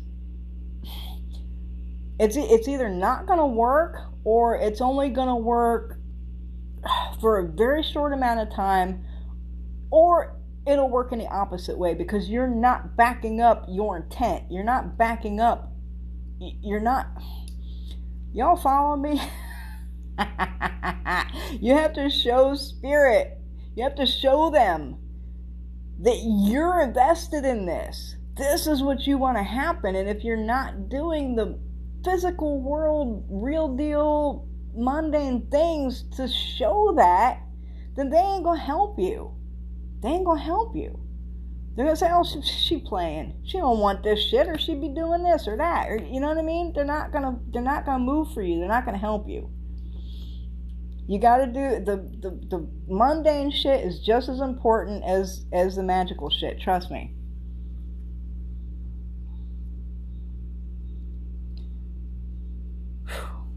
Hello from Canada. Lizzie.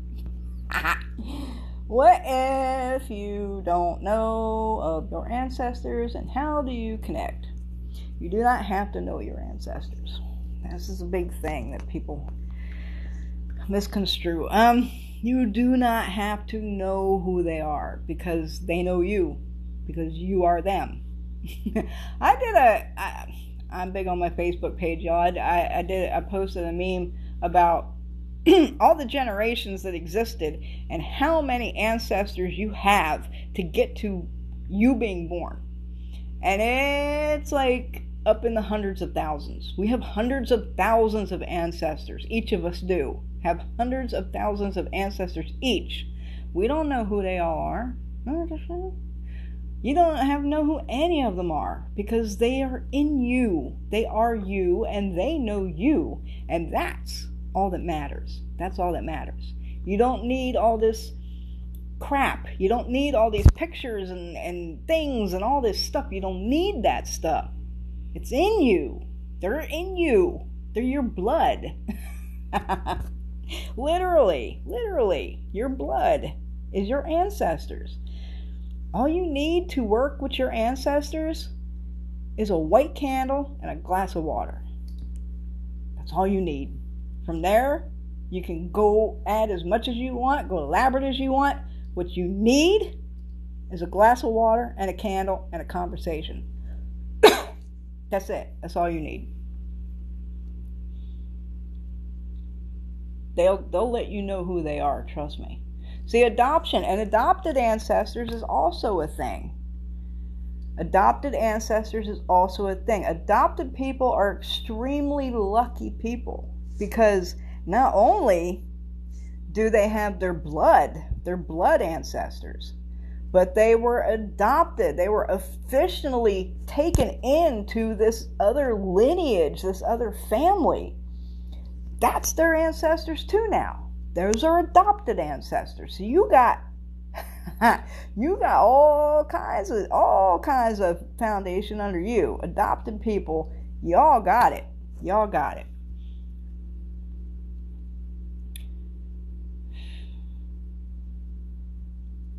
What am I talking about? Well, I guess you came in late. Also, listen to that little voice in your head. There you go. Do I have a YouTube? Yes, Primitive Roots. It's either Primitive Roots or Primitive Roots Conjure on YouTube. Hey, Jeremy from Kentucky. Hey, Mimi Morphine from Georgia. I'm getting a little winded here. I don't know how the fuck long I've been on here. This doesn't have a timer like YouTube. Like YouTube tells me how long I've been, and this does not. I don't like that. I don't like it.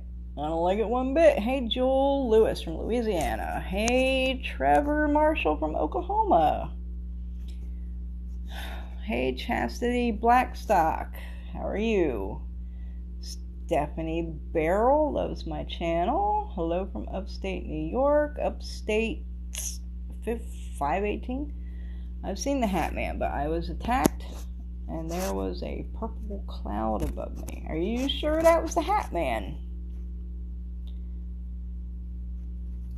Y'all wouldn't believe the things that actually exist. A lot of people go, there's shit that exists that I don't even know exists. And I know that a lot of shit fucking exists because I've dealt with it. That's one thing. If you're going to be in this game, if you're going to be in this shit, if you're going to be a witch, if you're going to be a worker, and especially if your charge is to help other people like mine, you're going to go through a lot of shit. You're going to deal with all kinds of fucked up shit personally. Because if you haven't experienced it, if you haven't dealt with it, how are you going to help everybody else? How are you going to help the client when they come to you with this thing that you don't know nothing about and have never dealt with and have no idea how to get rid of it? You're going to deal with it on your own long before that client ever comes along, just so you have the experience on how to deal with it in the future to help people. That's my job. Y'all like stories. Let me give you a story. This one's on my YouTube, but I'll tell you why I'm here. Long story. Y'all stick with me. I'll try and make it short as possible. In 2000, I believe it was 2014. I had some shit happen to me that I'm not gonna go into, but let me put it this way. I got very, very ill suddenly out of nowhere. So ill that I was in a wheelchair. I didn't have the strength or ability to walk on my own. I had so little energy that I could hardly eat because chewing food took too much energy out of me. I lost like 40 pounds in a month.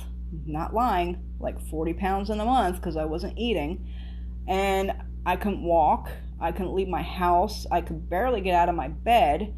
There's all kinds of sudden illness, sickness things had come on me out of nowhere. And I went through everything I had to go through and I fixed it. I fixed it all, and it was a big ordeal that I'm not going to get into right now, but I'm telling you that to tell you this. Right when I started getting over this and I started healing and everything from it, I had a dream. I had a very powerful dream. My ancestors came to me in a dream, and the dream went like this. I walked into a temple, and it was white marble. Everything was white marble. Like you think of like the Grecian Roman temples with the pillars and everything is white marble and everything. That's what it was like. Exactly like that. It had pillars. Everything was marble and white and everything. And I walked into this temple, and along the wall, it was a square room. Along the walls, there was, so a wall here, a wall here, a wall here. There was statues. All along here, all along here, all along here. And they were all sitting in chairs all around me. White marble statues. And as I walked in the room, I noticed right in the center, there was an empty chair without a statue in it. And as I noticed this, I looked at myself and I was turning into a white marble statue. I had become totally white, hard, rugged, whatever, and I was turning into a statue just like all the other statues. And when that happened, I looked at the chair and I thought, oh, that's my seat. That's my chair. I'm supposed to be there. That's why it's empty. And I went to go take that seat. And when I went to go take that seat, the big guy that was in the middle, he stopped me. He put his hand up and he said, no, you are not permitted to take this seat. You cannot sit here until you do the task that we have given you to do. You do that, you take this as your seat with us. That's when I was given my task of helping people and healing people and doing everything that I do. This is my task that my ancestors put onto me. I am to help people. That's the task they gave me. Help people. This is what I'm supposed to do. That's why I'm here. This is what I do because I have to. I do not have a choice. If I want to take my seat with my ancestors when I die, I have to fulfill the task that they gave me here, which is to help as many people as I can.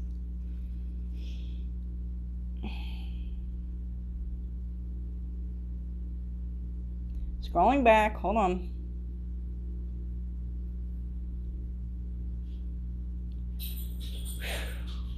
I don't know what happened, but it like way scrolled.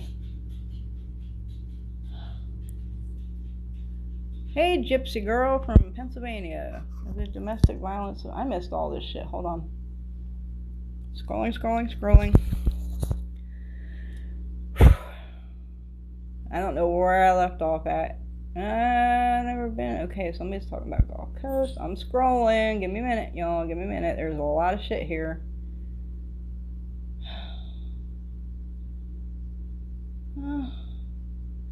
Okay, there's some. Okay, adoption. Okay, this is where I left off. Alright. I'm catching up now. Always listen to that little voice in your head. Absolutely. That's spirit guiding you. That's your intuition. Hello, Lizzie Baff. Hello, from Hendersonville. Hello, Jewel Lewis from Louisiana. Trevor Marshall from Oklahoma. Hello, Chastity Blackstock. I've seen the Hat Man, but I was... Okay. I read that one. Had a hard time with ghosts and stuff until I moved to my farm. Now it seems like the farm likes me. That's awesome. Been lucky and real happy here. Facts all day. Hello, how are you doing today? Oh, I'm good. Hello from New Zealand. I love New Zealand. I was gonna move to New Zealand, y'all. I got a friend of mine that moved to New Zealand. She just had just it's an amazing place. I love New Zealand. Hello from Canada. Hello from Florida, Miss Laura. I'm in the bottle in Virginia. Alrighty. Y'all got the names, man. I've never been. I'm in Neverine, Florida on the Gulf Coast.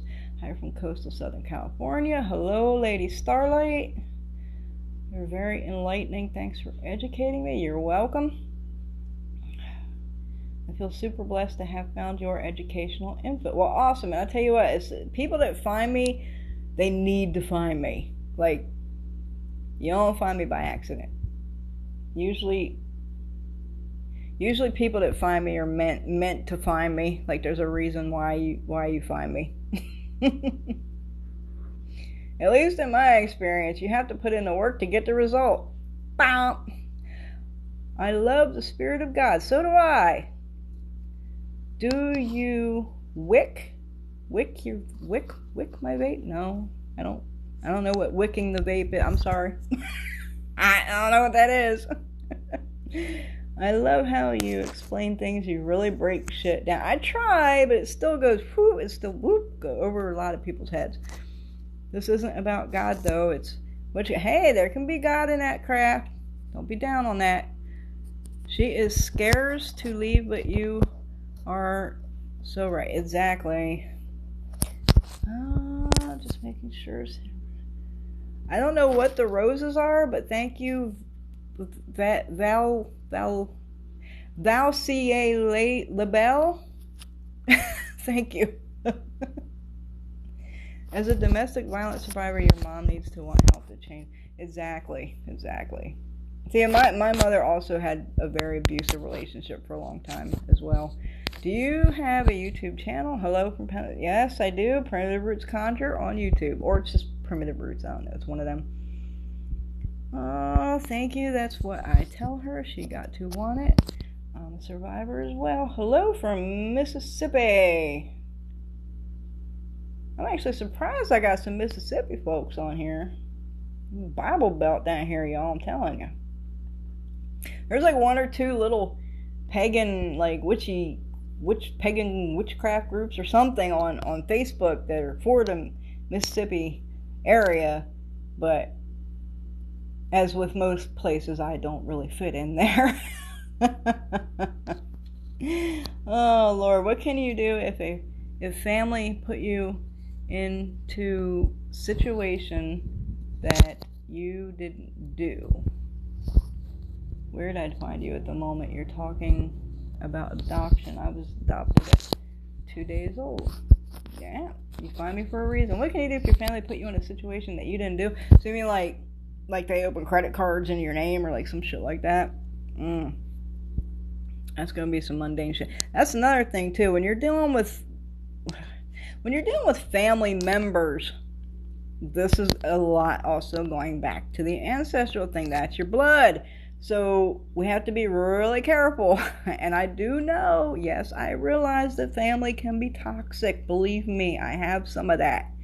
I know about toxic family members, but you have to be really, really careful about when you're trying to work family members, because this is ancestors. You don't want to piss them off. But a little tip, you can work your ancestors and ask them to step in the fucking situation with the toxic family member. Let them handle it. You don't gotta do nothing. You love my ink. Well, thank you. She sent a few gifts just to see if she'd answer a couple of questions. No answer. I'm trying to answer everybody's questions. I'm sorry, Tara. Did I miss your question? I'm trying to get there. I'm trying to read everybody's question. That's why I'm taking so long to scroll through here. I'm actually trying to answer all the questions. She's still scrolling and see it shortly. Okay. I guess so. I'm in Southeast Tennessee too, but I'm not from here. Hey, from London. Hey, Miss. I tell you, my husband lived in London for a couple of years. He saw a werewolf over there too. She is reading comments and answering questions. Takes her a while. Lots of questions. Thank you. Thank you. Somebody understands. The shadow man with a hat. Oh, what about him? Relationship? Do I sell my house? I mean, that's up to you. If you want guidance on that, you got to book a reading, honey. What are you doing? Well, if you're gonna do that, you better give me one. Now I gotta find a new hiding spot. My husband's trying to quit smoking against his will. So I hide the cigarettes because he's only supposed to have one after he eats dinner. But apparently he found my hiding spot.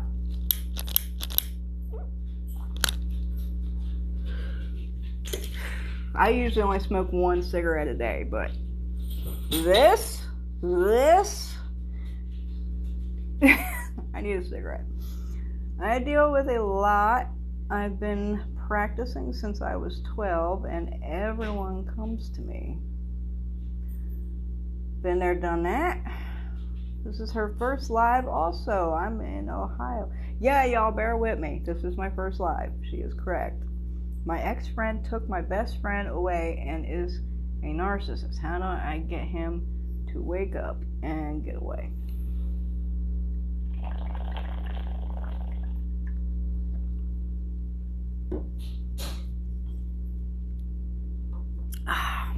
Another little gem for your bag. Put it in your bag.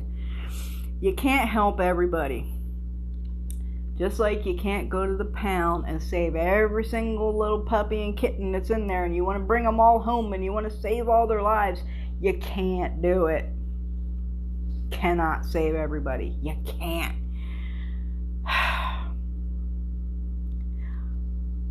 I don't help people. Now, though this is my task, and I just told you this story that I help people, I do not help people unless they come to me and ask me for help. You have to ask for my help, for me to help you. Okay? So learn this. You want to help your friend? Did your friend ask you for your help? If they did not ask you for your help, do not get involved, because you cannot save everybody. No matter how bad you want to, you cannot save everybody. You cannot help everybody. And if they don't want your help, then what you're doing is futile. It is completely futile and redundant. I can't help anybody unless they come to me and ask for my help. If somebody does not ask for your help, you do not get involved. Simple as that.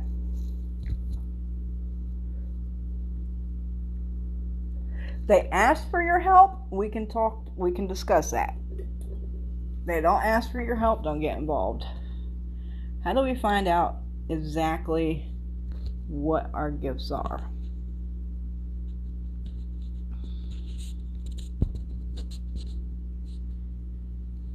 We usually already kind of know that intuitively, and you probably know it too, but you're not confident in it, is what I'm kind of hearing.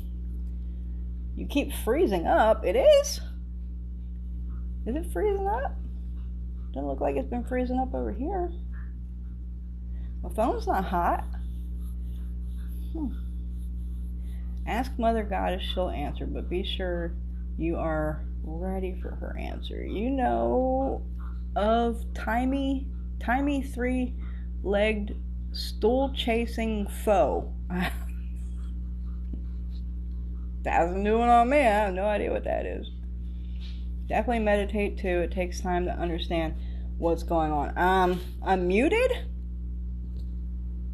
I'm muted? Am I... What the fuck? I got the... Can you hear me? Maybe it was just you, because I don't see anybody else saying that. Can y'all hear me? I dreamed I died and went to heaven. Cool. I'm definitely an empath, and I dream everything that happens in my life. I have deja vu all the time. Yeah, I have that too. Yep. Awesome. Hello. Oh my God, what part of Appalachia are you in? I'm from the Blue Mountain in Pennsylvania.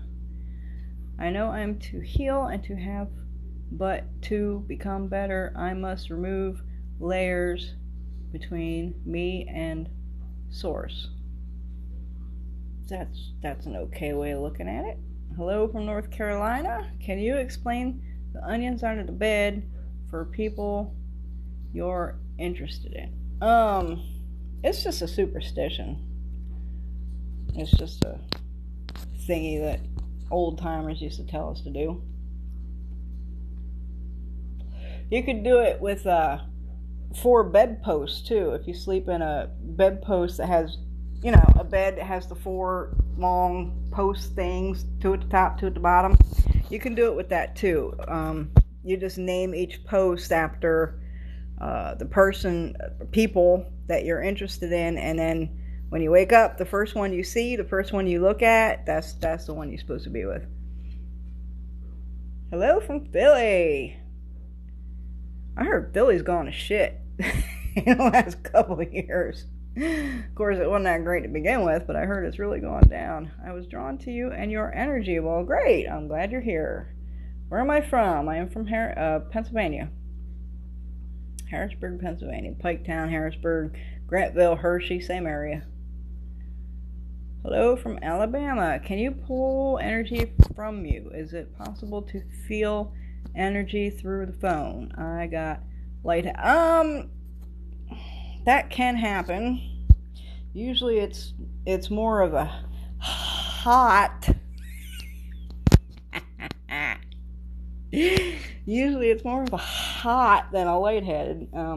Yeah, sometimes when I'm doing readings and stuff, my spirits are hot spirits, y'all.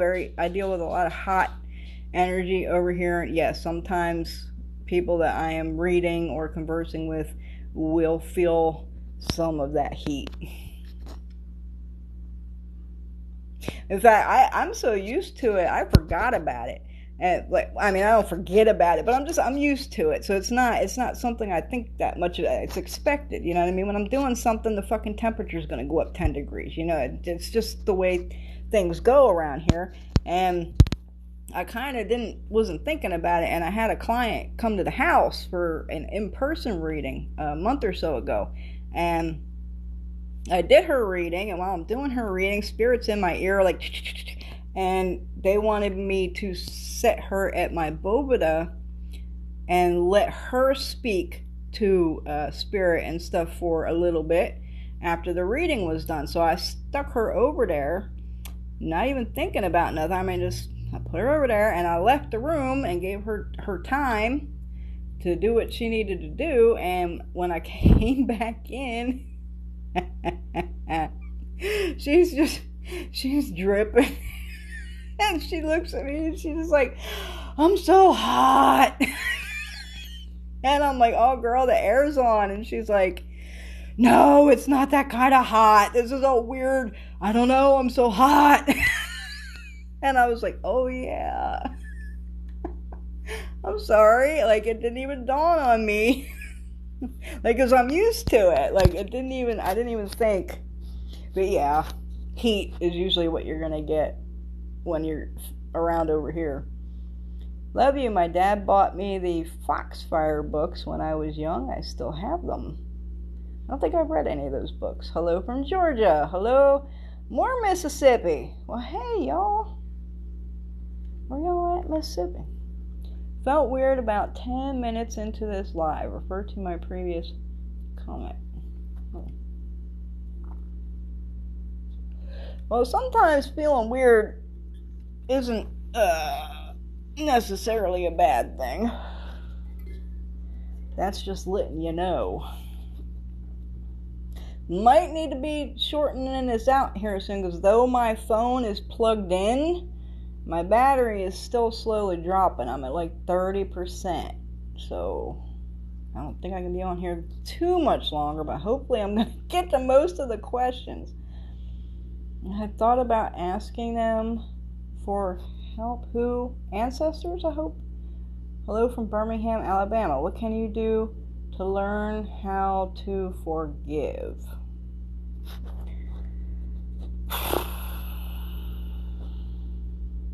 Really? I mean, it's probably bad advice, but I just don't give a fuck. It is what it is. I mean, that's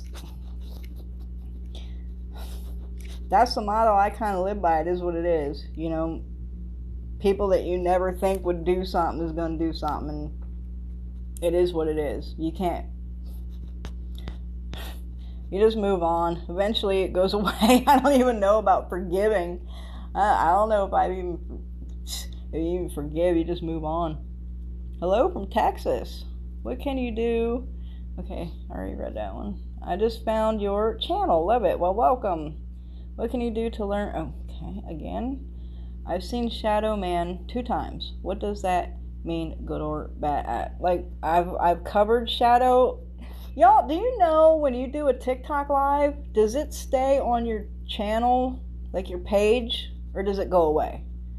Like on YouTube, if I do a live, like it'll stay there and people can go back and rewatch it that maybe came in a little late, or coming in a month later, they can view it. Does that happen on TikTok? Like, does it stay on the channel? Because I don't know, it's my first live. Or will this vanish when I end it? Like, I don't even know how that works. Me too, they keep burning. I'm telling you, I'm hot spirits. I love your videos. Greetings from Birmingham, Alabama. Greetings, Tanya. Hey, Mama Stacy. What can you do to learn how to forget? Okay. Reaching out again for your most powerful banishment spell. Yeah, I don't do that. Y'all, I don't give out. I don't give out. What I give you is what I give you. What I give you is what I give you. You take that bit that I give you and you go do research and put things together. You can help everyone. You can't help everyone. We don't possess that amount of it. Exactly. And some people don't want to be helped. For real, y'all. They don't.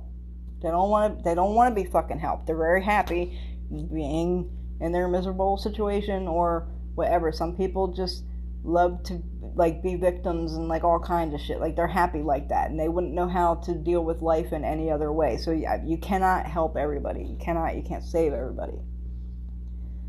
I met myself in death, karmic debt paid, gifts bestowed, but don't know how to use healing hands yet. Okay, well then that's something you need to work on. What can you do to learn how to forget? How many times are you going to post that question? Don't post the same question 300 times, y'all, because you're just adding to the things and I'm trying to get through them. And I mean, I'd like to answer everybody's question. So don't post the same question like 60 times. Can we do that? Thanks, y'all. What can you do to, again, my husband acquired a new cigarette lighter. From first sight, I knew it was bad juju. What do I do? Was it a new cigarette lighter or new for him? Like, was it like, did he get it from a thrift store or an antique store? Like, was it used and new to him, or was it brand new? Because if it's brand new, that doesn't even make a whole lot of sense. Unless it was a gift. Unless would have gifted it to him, that might make sense. I love your videos. Possible to see more videos about ancestral work. Those will be coming in the future, and I am putting together a curriculum as we speak for an ancestral veneration class, which will be available hopefully by the winter on Zoom. What can you do to learn? Again. Not freezing. You're good. Okay. The salt a real thing? Absolutely, the salt's a real thing. Yes.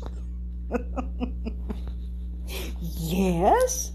Simple shit always works the best. Y'all make shit too goddamn complicated. You don't need all this shit. You don't need rituals and ceremonies and spells and prayers and, well, prayers are okay sometimes, but it is not necessary for everything. And crystals and simple shit. Simple shit works the best. Yes, the salt works.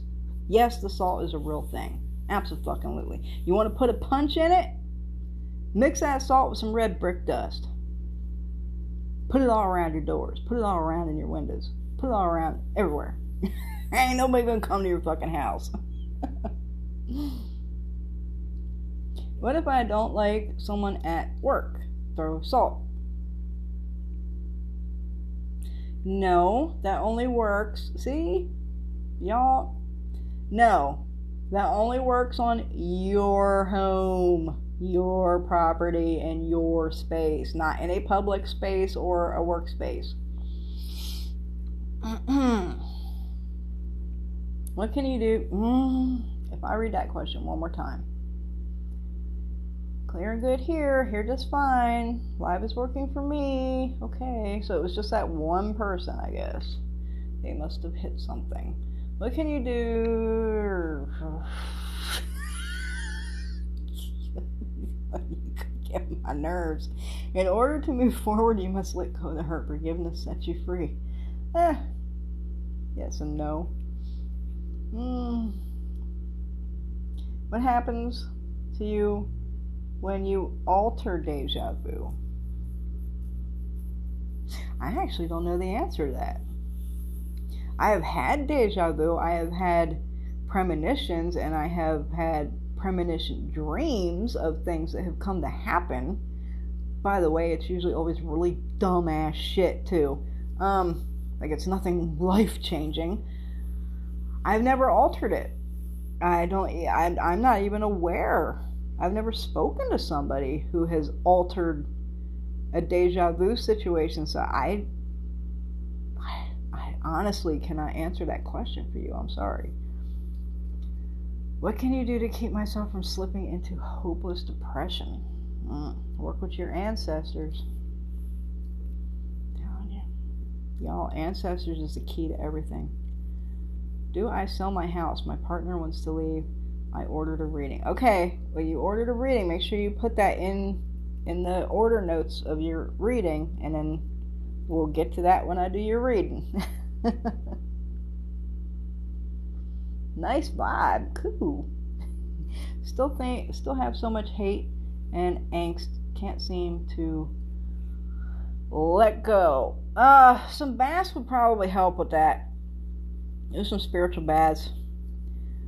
I'm using your mirror spell so my ex sees himself. That's another thing, y'all. I'm telling. Don't worry about what your exes is doing. They're exes for a reason. Like, don't worry about that. I had a lady booked a reading, I don't know, for next week or something, and she wanted to know about she wanted her ex-husband. He's a narcissist, and like they're getting divorced, and she wants him to see how he is and what he does to people, which is okay. I mean, that's fine for down the line, but right now, y'all need to focus on yourself. Focus on yourself. Focus on your own healing. Don't worry about what your ex is doing. Like, why you even care? Like, don't even worry about what they're doing. They're exes for a reason. They're gone. There's something better over the hill. Move on. Spirit does not remove things from you without a reason. It's not for you. But what is for you is up over that little molehill. Get over the hill. Move on. And what's for you is over there. It's coming. Can I see the Donnie Darko tab? Yeah, it's not finished yet. It's not finished yet. But, yeah. It's not done yet. I also got the, when's the world gonna end? I got that one too. Oh, I love that you're from PA. I live in Reading for almost a year. Reading's alright. I worked in Reading for a couple years. I like the salt and pepper in the shoes. Yes. Yes. And the socks too. Did the mirror spell I seen in one of your videos, how long did it takes as long as it takes. That's another thing. Spirit time is not our time. They have a completely different time than human world people time. It's the spirit time. Spirit time is spirit time. It happens when it's going to happen, and it's usually going to happen when there's an opening, when a situation or something happens that provides an opening for that thing to manifest. It'll manifest when it manifests. You can never put a time frame on any kind of spiritual work. It manifests when it manifests. My grandma always said, never trust a man with blue eyes. Never heard that one. Marburg, Tennessee, anyways. I'm out. Okay. Thanks for joining us. Hello, Colorado. I was wondering if you can do readings and how much. Yes, I do readings. You book them on my website, printoftwordsconjure.com. There's 2 types of readings. If you have more than one question or a simple situation, you need to book an investigation and not a general reading. Is the other end in the... Yeah, it's in, but it's like... I don't know. It's like one of them slow... I guess I got the wrong kind of charter in here. It's like a trickle charter thing or something. So it works, but it doesn't work that great. It's not like a fast charge, so it's just slowly dropping. Is there a protection for when you're at work? What are you trying to protect yourself from? Like gossip or a malicious coworker or a bad boss, or those would be different things. Or even spirit. A lot of places I worked at the haunted. I have gone, when I worked at the haunted houses in the bottoms in Kansas City, holy fuck, I had to go in there, I mean, armed to the fucking nines with protections to even work in that fucking place and deal with it. Fucking energy in that place is insane. We can only see what you post. What? Oh, the lives go away? Damn. Now isn't that some shit? Man, that's fucked up. Damn. See, that's how I get away with it on YouTube, because I stay. And if someone comes in the middle of the live and asks me a question that I already addressed earlier in the live, instead of repeating myself over and over again, I say, hey, rewatch this when it's finished. Go back, because I already answered that question, and I can't do that here. What the fuck, TikTok? Damn. Y'all can save it, but we can't see it. You can put it on YouTube, though. Okay. That's pretty cool. Western Oklahoma here. Greetings. Your energy is very curious. I am a curiosity. Am I? Oh, Lord. I want to get to these questions, but I still have... I wanted to talk about things, and there's so many of you asking questions. Holy crap. What does cinnamon do for you? Alright, there's a few herbs that are catalysts that are pretty neutral in energy and will pack a punch in a variety or any type of kind of work. So, first of all, cinnamon is hot. Cinnamon is a hot herb, which is one of the reasons why it's a catalyst. It's a hot herb. A catalyst that is neutral, you can pretty much add to any kind of spell work to give it a kick. The cinnamon is usually used for two things. Actually, three things. It is used for love work, because it puts that heat in there and it's sweet at the same time. It's used for prosperity, and it's used for protection because it's hot. Hot things are always protective. Hello, how do you get someone to text you after an argument? Text them first. I love your patience and I gotta laugh at myself sometimes. How can we make it rain? See, I don't really fuck with the weather too much, y'all. I really haven't. I can push storms away, which I have recently found out since I moved to Mississippi. It's really funny too, man. I'll tell you, when we moved here in October 2019, in December, like 16th, I believe it was, like right before Christmas, a huge ass tornado come through this town, and we just moved in, and it literally came right across the street from me and like went up over the hill and like fucked up all the mansions on top of the hill and shit. It fucked some shit up. It fucked up all the businesses down here on the main road. But I seen it. I seen the shit. I seen it coming up the damn road, and I was like, oh shit. And we went and hid in the fucking closet. I know, it was the bathroom. It was in the bathroom. We jumped in the bathtub, and next thing you know, man, the fucking power went out. The air, it was like sucking the breath and air like out of your body. Like I couldn't breathe, and it was coming through the drain in the tub. It was like the air was sucked. It was crazy. So when that happened, I was like, fuck this. I gotta figure out some kind of way to protect my house from these storms. So I made my lamp, and I'll be damned, it's so funny. And I posted pictures of it on my Facebook page. Every time a storm's coming, since that day, they're calling for a storm or bad weather, I light that lamp up. And you can get on the map, the fucking weather national map thing, and you can see the bubble around my town. Like I am protecting this whole motherfucking ass town with my lamp. It damn near every time. And if something is like beeline heading for us, at the last minute, it veers and goes north. Like, we have had nothing bad weather in my town since I made that lamp. And I think it's hilarious that you can actually see it on the weather map. Like, it's pretty fucking cool. But other than that, I don't know too much about weather manipulation and, like, making it rain and stuff like that.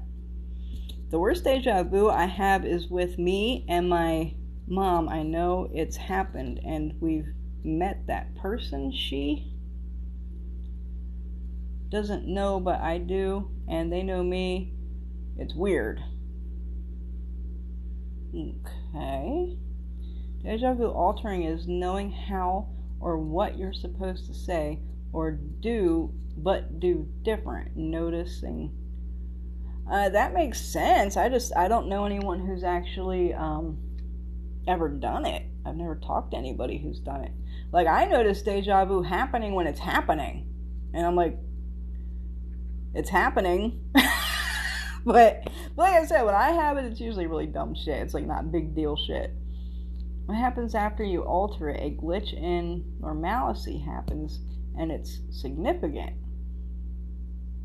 That's interesting. Now I want to try it next time I notice it's happening. See, my deja vu is like dumb shit. Like, I'm telling, like, dumb shit. Like, for real. The last time it happened, we was living out in the country in Delaware, and I had a dream that we had a real long driveway to go down. It was way out in the country in this farmhouse, and I had a real long driveway go out to the mailbox, way down at the end of this driveway. And I dreamed that I walked all the way down to the end of the driveway, and I got in the mailbox, and I had a ticket. One of them red light tickets where they take a picture of your car. Like, I had a picture of my car on it and everything. It was a ticket.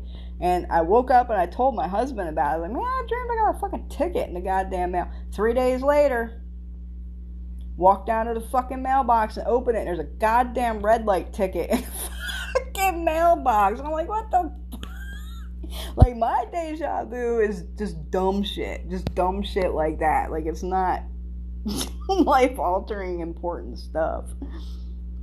My niece is playing with black magic. She was told to stop because what she is doing is bad. I mean, free will.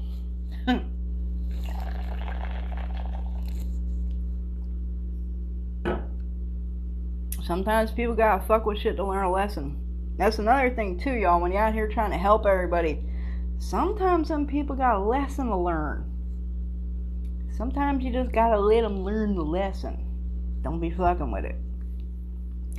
See, this is where divination comes in. Like, I don't understand, and I always said this on my YouTube. You do not let workers do work for you that do not give readings. Or if they give you a reading and it's not accurate, don't fucking let them do work for you, because that's your diagnosis. That's the medicine, right? So you have to have the divination. You have to have the reading to see what's going on and what needs done to fix it. So, like, that kind of situation, I would be doing divination and be like, is this a lesson? Should I just let them fucking do their thing and get fucked up for a minute to learn something? Like, this is where divination is very important, especially when pertaining to other people and their issues. I would love to hear what you want to say live. Do you have any tips for beginners, for those who are interested in learning throwing bones? Oh my God, what is her name? I want to say her name's Michelle. I can't think of her last name for life. I'm horrible with names, y'all. There is a group on Facebook literally called Bone Throwing. I think it's just called Bone Throwing or something right just like that. That is a good group. There's actually a book on bone throwing that I would recommend, and I don't recommend books, but her name's Michelle. She is a lady of color, and I can't remember her last name, but she is like an excellent teacher and elder on bone throwing. Can't think of her name. Join the group on Facebook. It's just called Bone Throwing Divination or something. It's just called Bone Throwing Bones. It's something like that. It's a very short. Join that group. She is in there. I believe her name is Michelle, if I'm not mistaken. she's in there, and she wrote a good book on that, and she gives really good advice on throwing them bones. Do you have any tips for everybody? Okay. Damn, I need a hurricane. I'm telling y'all, first time catching you. This is my first live. Yes, it's the first time because it's my first one. How long have you had locks? They are beautiful. This set, I've had these since like 2015 or 2014, somewhere in it. I've had locks like throughout my life a whole bunch of times, and yeah, I have them for so many years, and I get sick of them, and I shave my head, and then I let my hair just be black or whatever, and then eventually I dread my hair again. I've done this like 4 times throughout my life. This set I've had for like 6 years, and I cut them about a year or so ago. They were like down to my butt, and they get so heavy. Yo, they get so fucking heavy, especially when they're wet. Oh my fucking god. Like, it gives you headaches, and like, I cut them, and yeah, this set I've had since like 2014. Oh my god. I'm not at the end of the comments, or did it just skip? Hold on, it skipped. Damn it. I was like, did I actually get to the end of the comment? No, fuck no, you didn't. Oh god, where was I? Okay, not muted, I'm back here. It keeps freezing for you too. Birmingham, what can I do to keep myself from slipping in? Okay. I read that. Grandma always said, never trust a man with blue eyes. I read that. Did I actually get to the end of the comments? I was wondering if you can do a reading and how much. Okay. No, I didn't get to the end of the comments. Are you kidding me? We can only see what you post. Okay, I read that. I'm scrolling, y'all. Give me a second. Do you go by? Okay, wait a minute. That's a new one, so let me scroll back up. Okay, energy is curious. Cigarette lighter was a gift. Looks old. New to him. Okay, it was a gift. It's old, and you got bad vibes from it.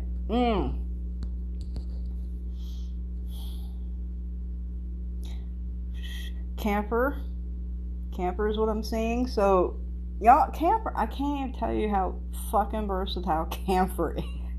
Y'all need to stop with the white sage and all this other bullshit. Camphor.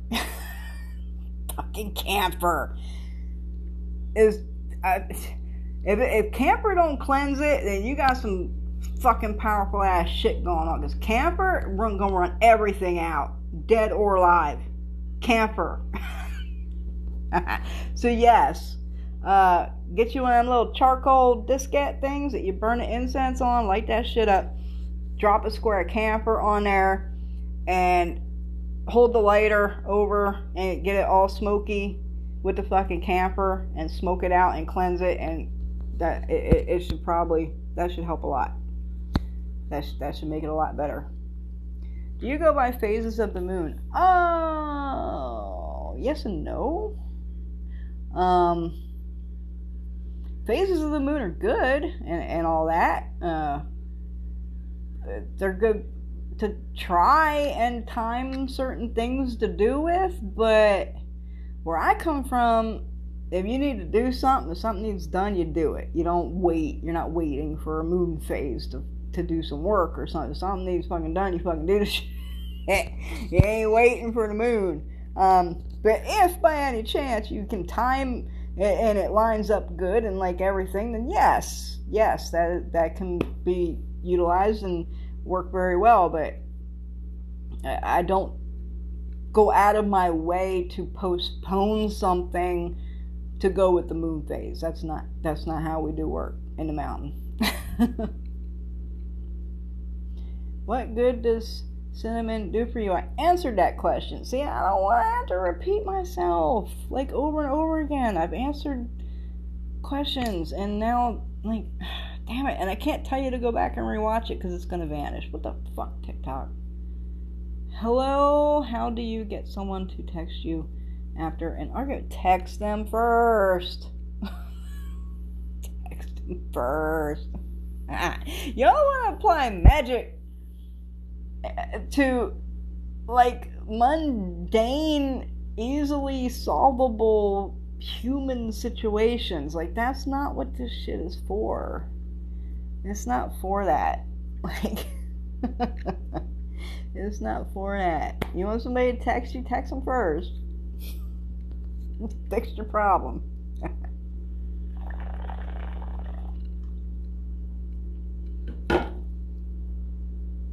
Patience is a hard lesson. I was forced to learn the patience, because trust me, I didn't have it for many years. This is discipline. Will not see my son. What's that mean? How can we make it right? I went through that. My house isn't selling.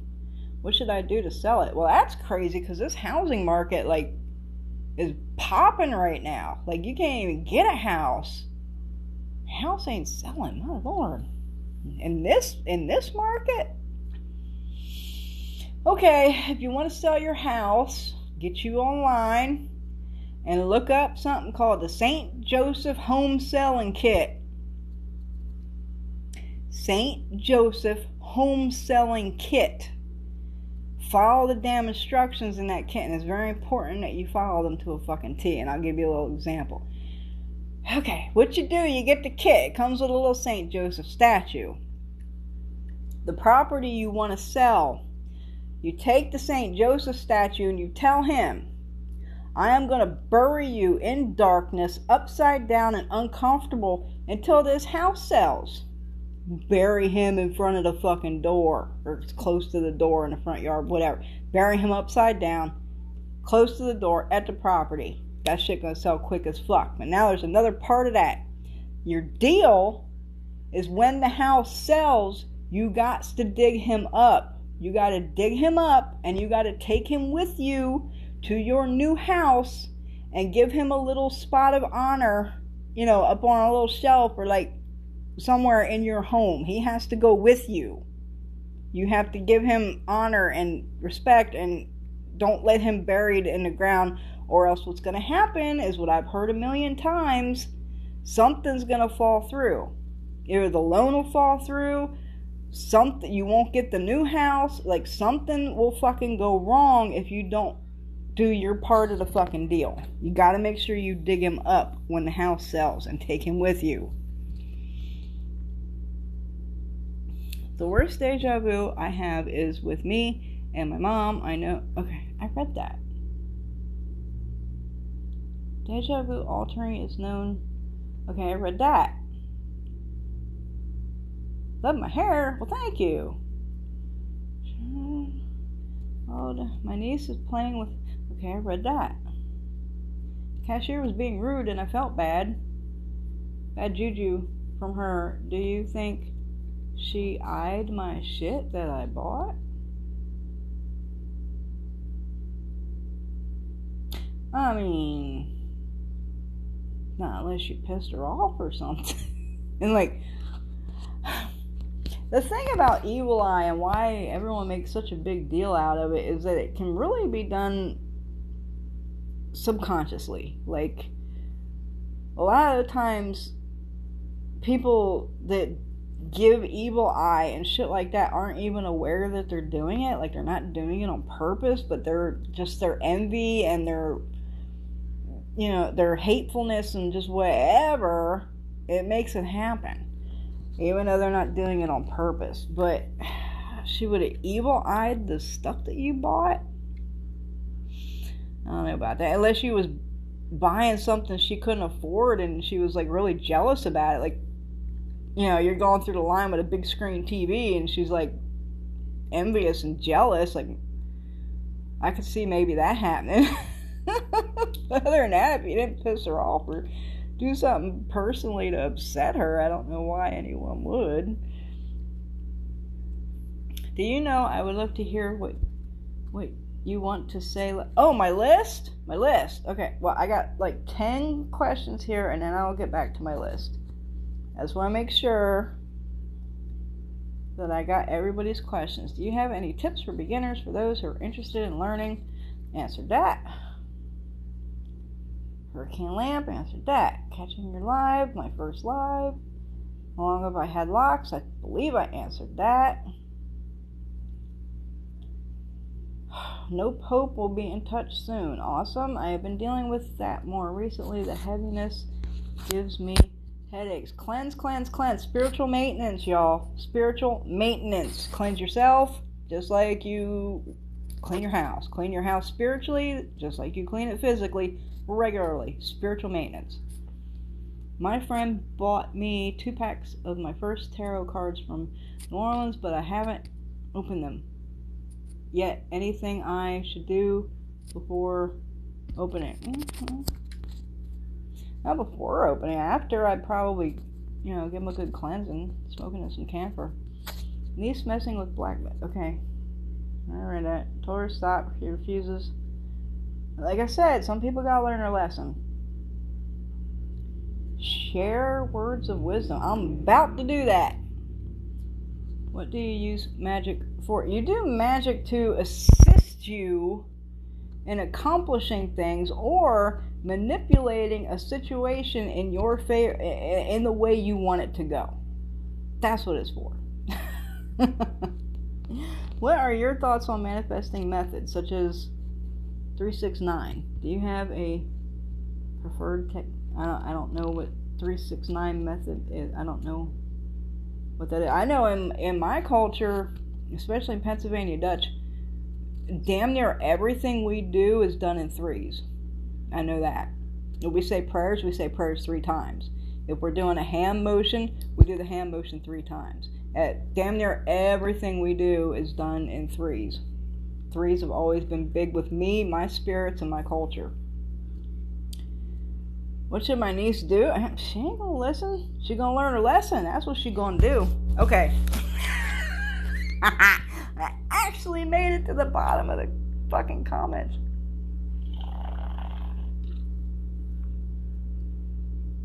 $8:30. I think I've been on here for like 2 hours. 2.5 hours, something like that. Have a list.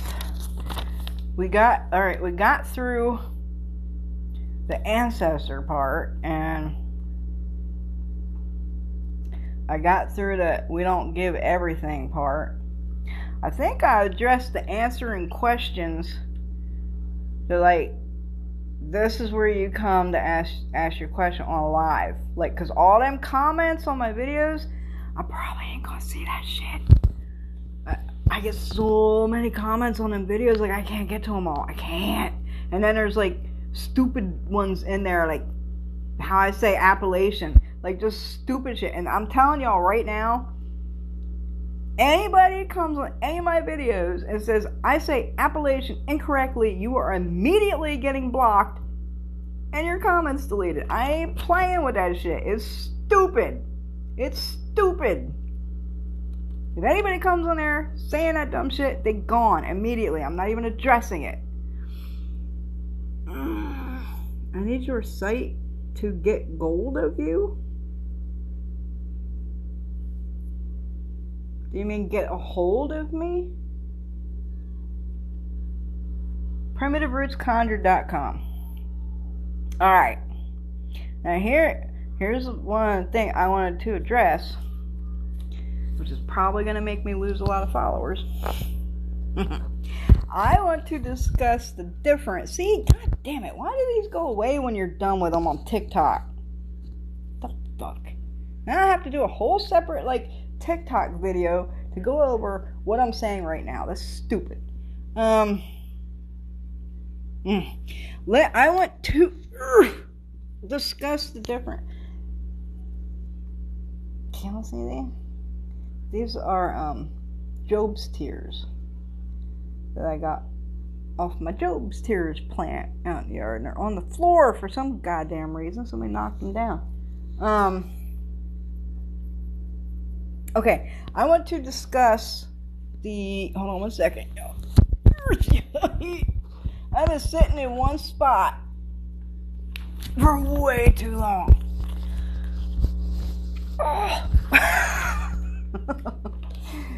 Y'all don't get old. You know, nobody ever told me that rigor mortis sets in while you're still living. Like, nobody ever told me that.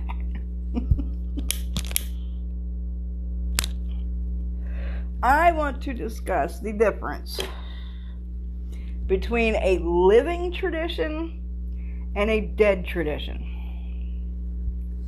This is one of the things I want to talk about. Because I don't know what the fuck people's doing on fucking TikTok. So, okay.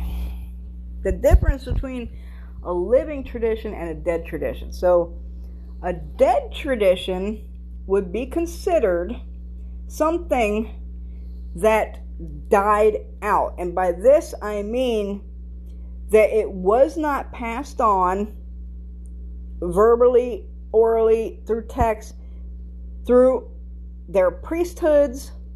Like, there's no living priests of that tradition, right? So, example, Egyptian Kemetic, right? There is no, it was not passed on through their priests, right? They had priests that did this shit, and it died out. And the knowledge and secrets of that tradition pretty much died with it. What we know is what is discovered through reading documents and this and that, but there's nobody alive that it was passed on to. You understand what I'm saying? It could be said the same for Greek religion, mythology, Roman mythology, and those are dead traditions. There was no living priest lineage that this was passed on to. Okay, it died, and then things were discovered in the New Age, and it's being learnt and rehashed from what was discovered, but it was not actually passed on through a living lineage. Okay, there's no one alive today who's, was mentored by a priest, that was mentored by a priest, that was where this shit was passed on. Are y'all following me? That would be considered a dead tradition. Okay, because there's no living lineage, there's no living priesthood.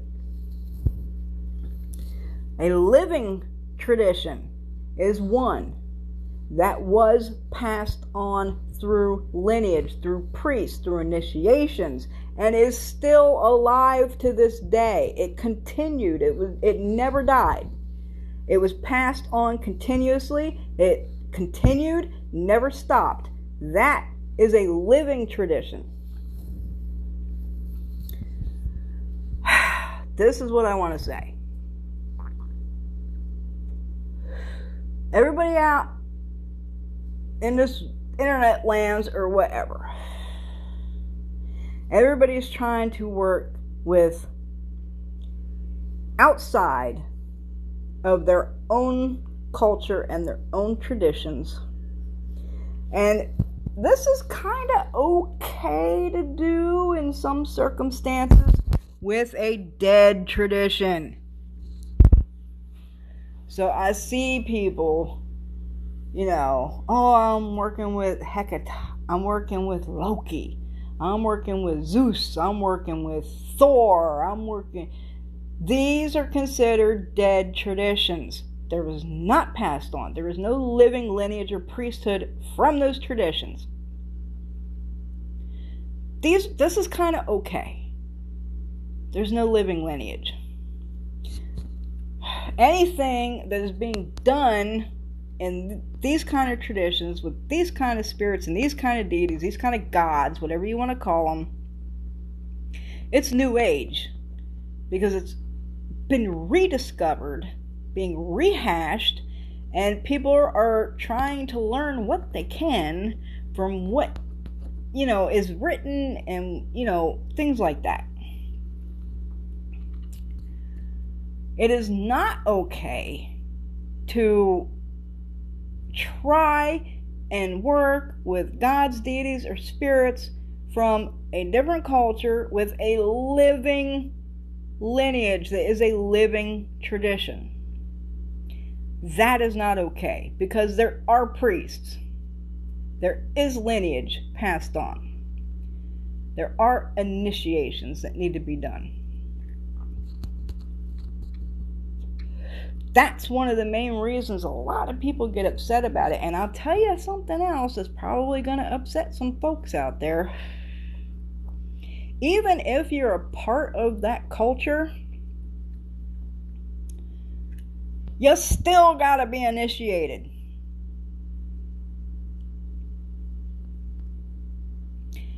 Even if you are a person of color, that does not give you automatic rights and entitlement to African traditions. You still have to go to the priest. You still have to be initiated.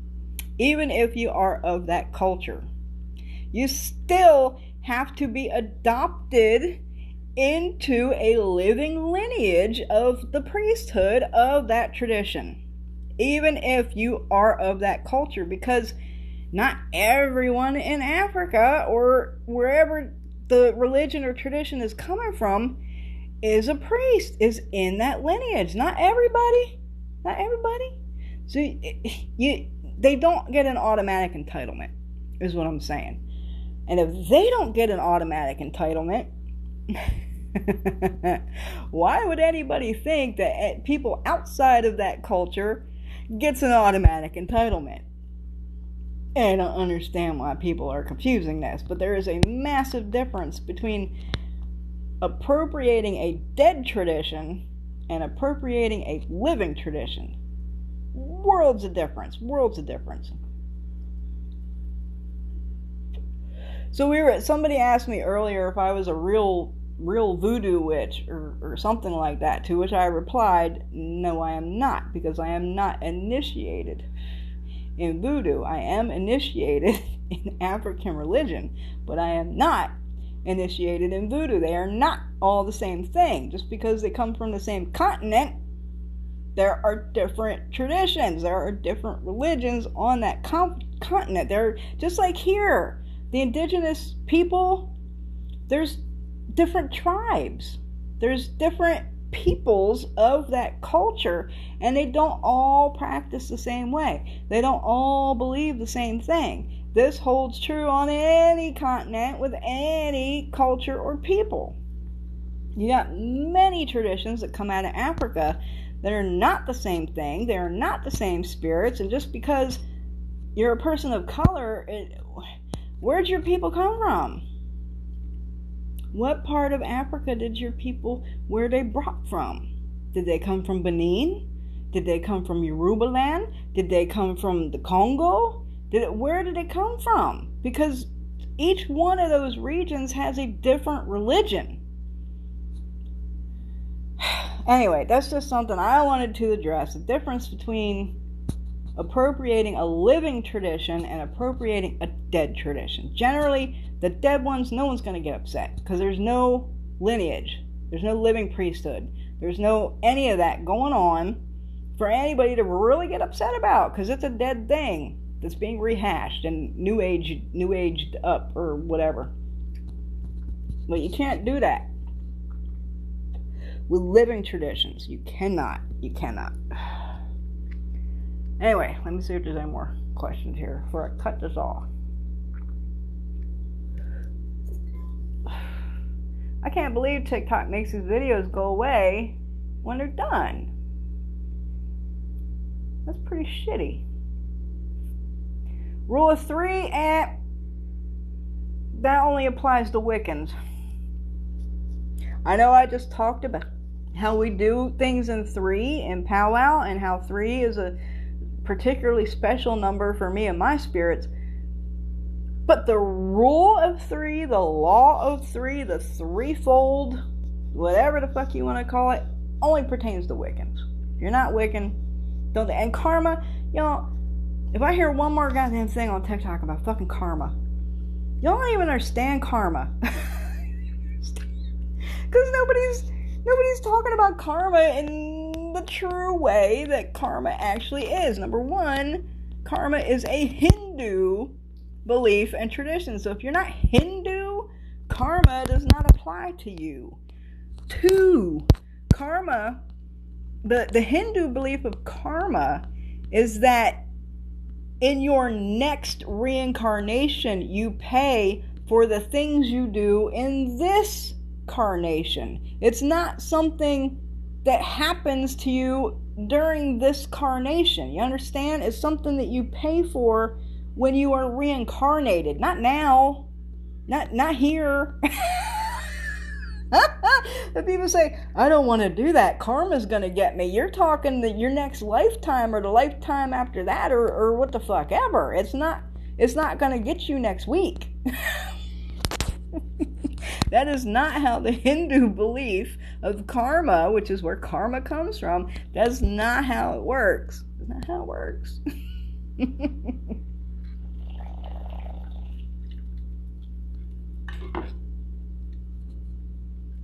Now, I will say what there is universal law.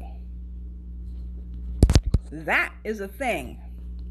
Universal laws are things like gravity, are things like what goes up must come down. Those balance, balance, justice. These are universal laws. Those, no getting around. Those must be abided by.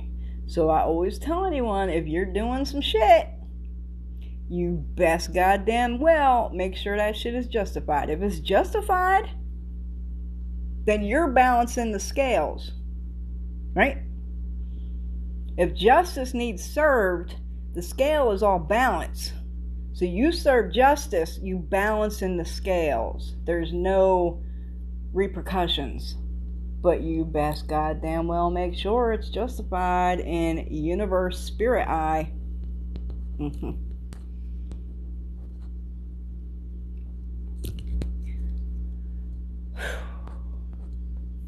So if she eyed my shit or evil eye, can I clean my stuff with camphor? I didn't pass her. Yeah, you can clean anything with camphor.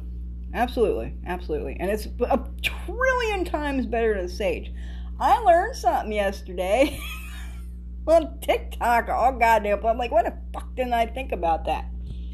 If you live in a home with central air...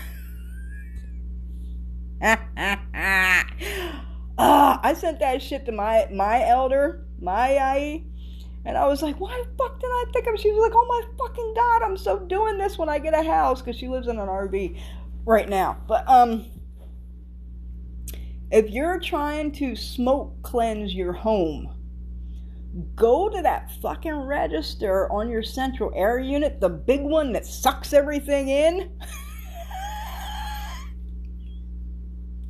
Pull that grill down so the filter falls out, and just hold your fucking smoke. And it'll go through your whole house. I was like, oh my God, why did I not think of this? Like, why am I now just learning this? And I learned it on fucking TikTok. Like, really, it is a brilliant fucking idea. Because when I smoke cleanse my house, I got a burner in every room. Because I got a big house, y'all. I got like over 3,000 square feet here. I got a burner in every room. And I light a charcoal in every fucking room. And I got to go around and like... it's a lot of work, it's a lot of product, it's a lot of everything, and I'm like, I can just put it in against the register and it'll fucking smoke the house out.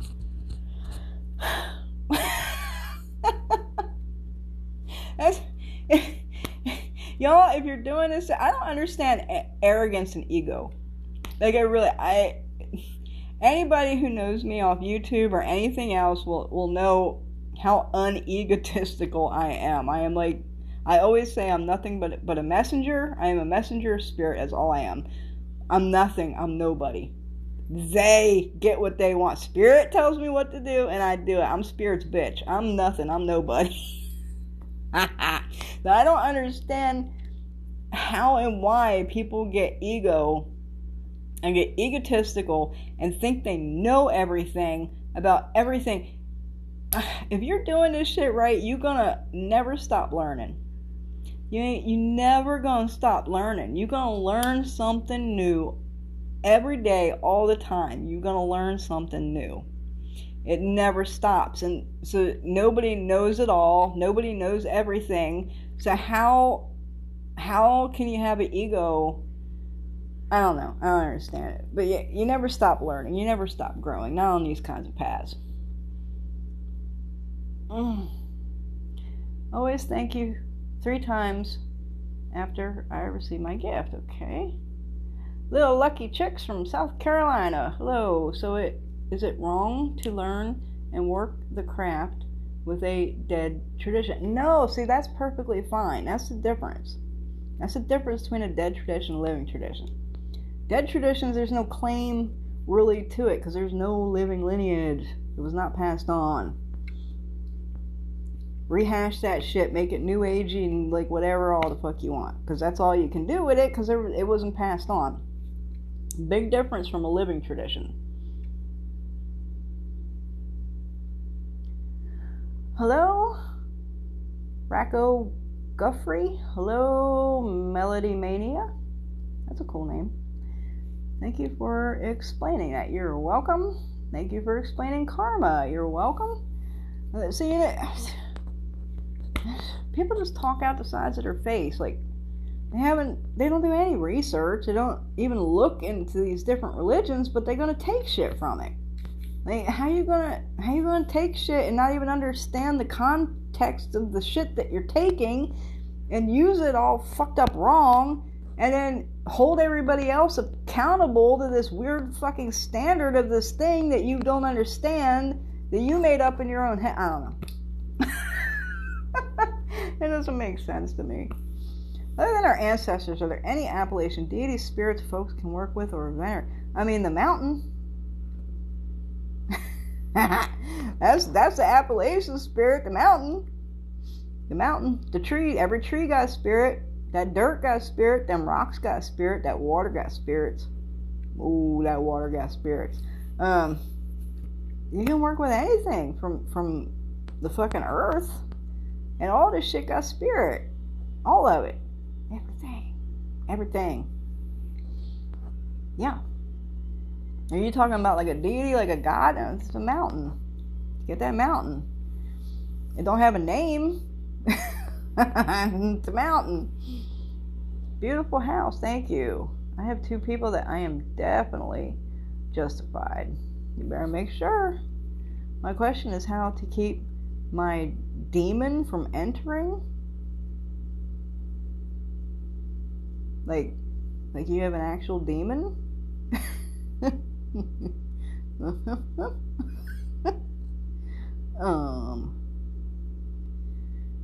That's all. I mean, if you would like an actual demon, it's going to depend on the demon too. But there's a few things that demons don't like. Hey, this lady said you put water in a glass jar and put it outside because there's a blue moon and you're supposed to drink it in the morning and make a wish. Is that true? I mean, you can do that. I mean, moon water is a thing. It holds power. I mean, you can totally do that. Ain't nothing wrong with that. Hello, 540. Thank you, Retob224. Do you feel our pets stay after they pass? Yes, I do believe some of them do, and I believe this because I've seen it. I've seen spirit animals. So yes, I don't know if they all hang around, just like not all dead people hang around, but I do believe some of them do because I've seen them. Could something happen if someone does a living tradition? Yes. Okay. Let me tell you a story. This is a good story. It's an embarrassing story, but it's a lesson. You don't understand what people don't understand about these living traditions that I'm speaking of that are initiation only through lineage. You have no idea what these spirits and energies are in these traditions, and you are not ready for that shit. Trust me, you are not ready for it. I'll tell you a story. A few months after I first got initiated in Palo. When you're first initiated in Palo, you're called an Ngayo. A Gayo means new pine. You're basically a baby in the lineage. And so I was new pine, and I was learning little things here or there, and this is about a year in. You also don't learn real quick. Yeah, don't. This is where you learn patience. You don't learn quick. Shit is not handed to you, as I was saying earlier. So I was about a year and a half through my initiation, after my initiation, and I was fixing to receive my first item, my first Palo items, my first pots. And I was at my elder at the house's, at the time I was at his house, and building is happening and ceremonies are going on, things happening. Well, this was like a whole weekend thing, and we're sitting there and we're talking, and he looks at me and he goes, "You should stay off the internet." He goes, "These people on the internet with this bullshit," he's like, they don't know what they're doing. And he says, half these people out here actually believe that they're working with these spirits in these initiation only lineage gate kept traditions. He's like, they actually believe that these spirits are showing up. He's like, they ain't them spirits. He's like, it's a rando spirit, it's a fucking ancestor, it's this or that, but it ain't these spirits. He says, I tell you what, if what these people thought they were working with actually showed up, he said, they'd fucking shit their pants. At the time, I really thought he was speaking metaphorically. Like, you say that, oh, he shit his pants, oh, I'm gonna shit my pants. It's a phrase that we use, right? It's a metaphorical.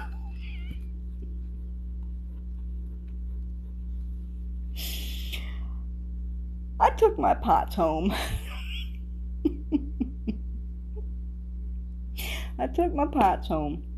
And I'm doing the things that I gotta do, and I'm trying to build the relationship with these spirits, right? I'm doing my things every night, and this one night, I'm doing my thing, and oh my god, I got so hot. Oh my god. Like, I thought I was gonna spontaneously combust. Like, I was burning from the inside. I was sweating bullets. My blood felt like lava. Like, I was like burning up. Like, I was dying. And all of a sudden, I lost complete control of my bodily functions. I mean, I lost control of everything. Needless to say, there was no bathroom close because I was out doing my thing, and the best thing I could do was grab a box.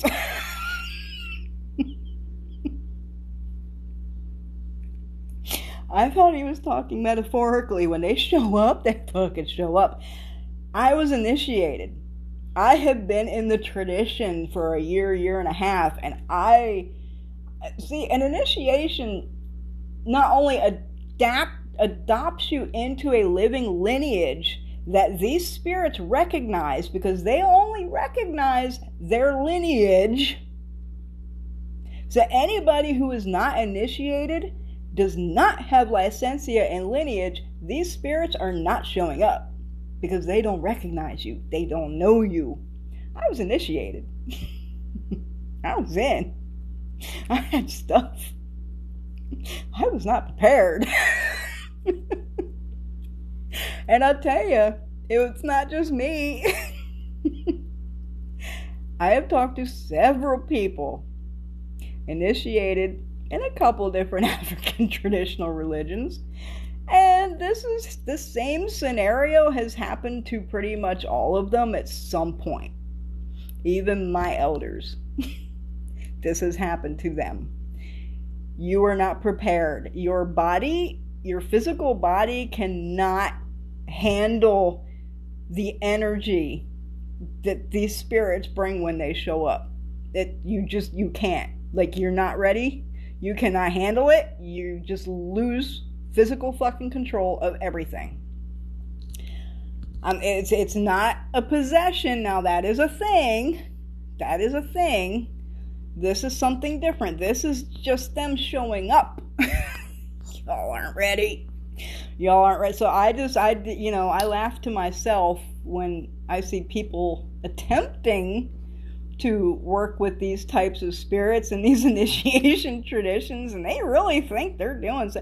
Oh, Oshun came to me in the shower. Oh, so-and-so came to me in a dream and initiated me in my dreams, and I hear the shit. That ain't it.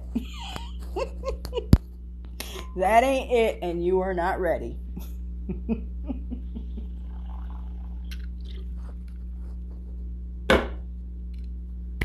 You will shit your pants.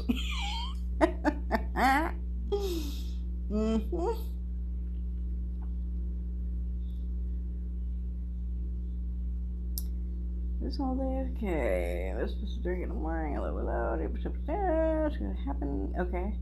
I just explained what would happen if someone does the living tradition incorrectly. I just explained what would happen even if you do it correctly. I am highly intuitive. When you first moved in this house in February, I saw a black horse jumping.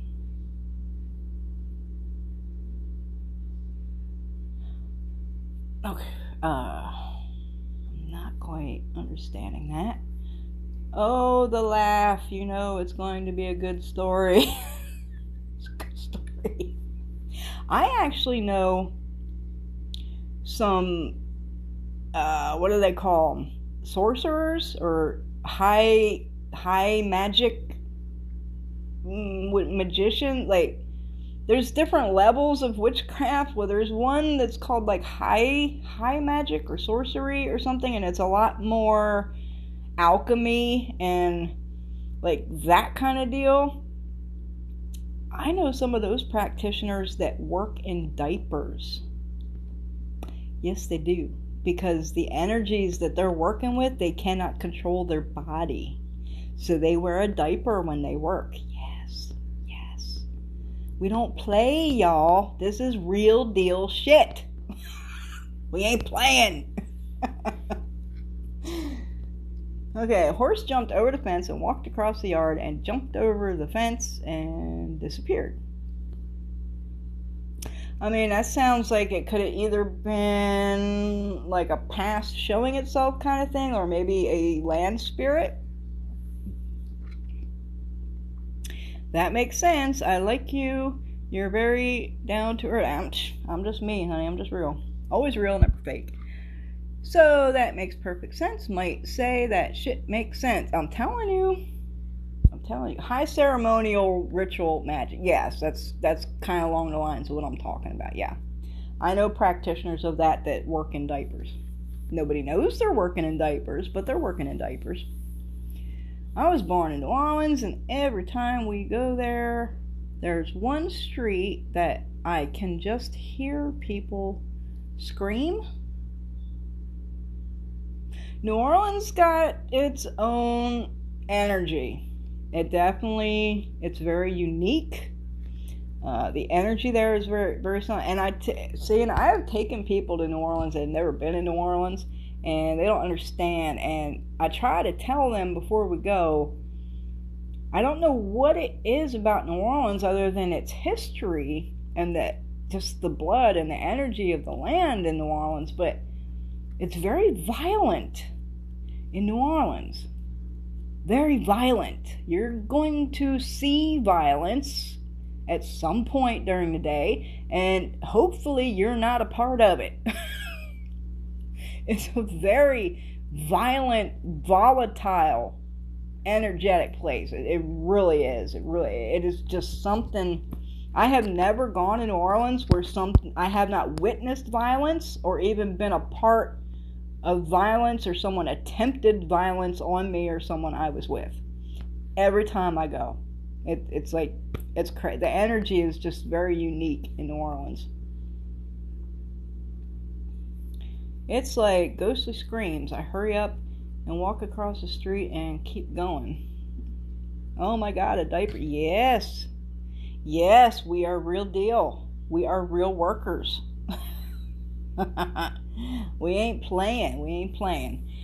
Okay, I think I am at the end of the comments, even though it said, whoa, what was that?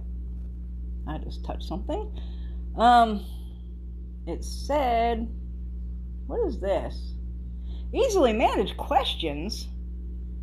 Tap on the question you'd like to remove or report. Oh.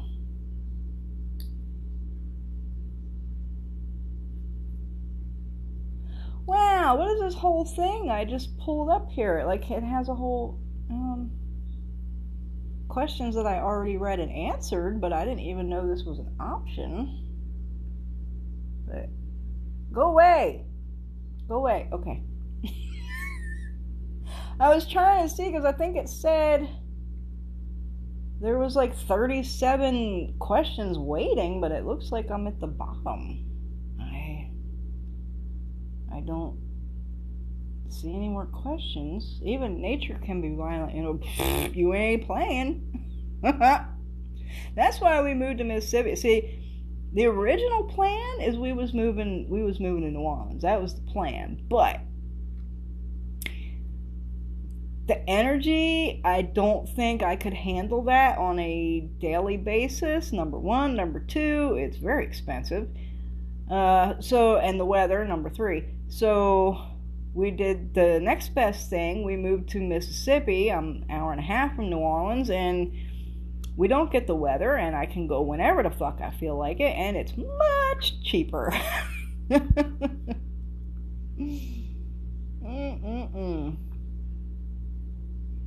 You love my attitude, love my energy. What's your favorite spirit you like to pull up and talk to?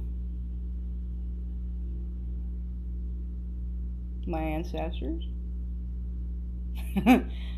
My ancestors and the ancestors of the African traditions I'm initiated in.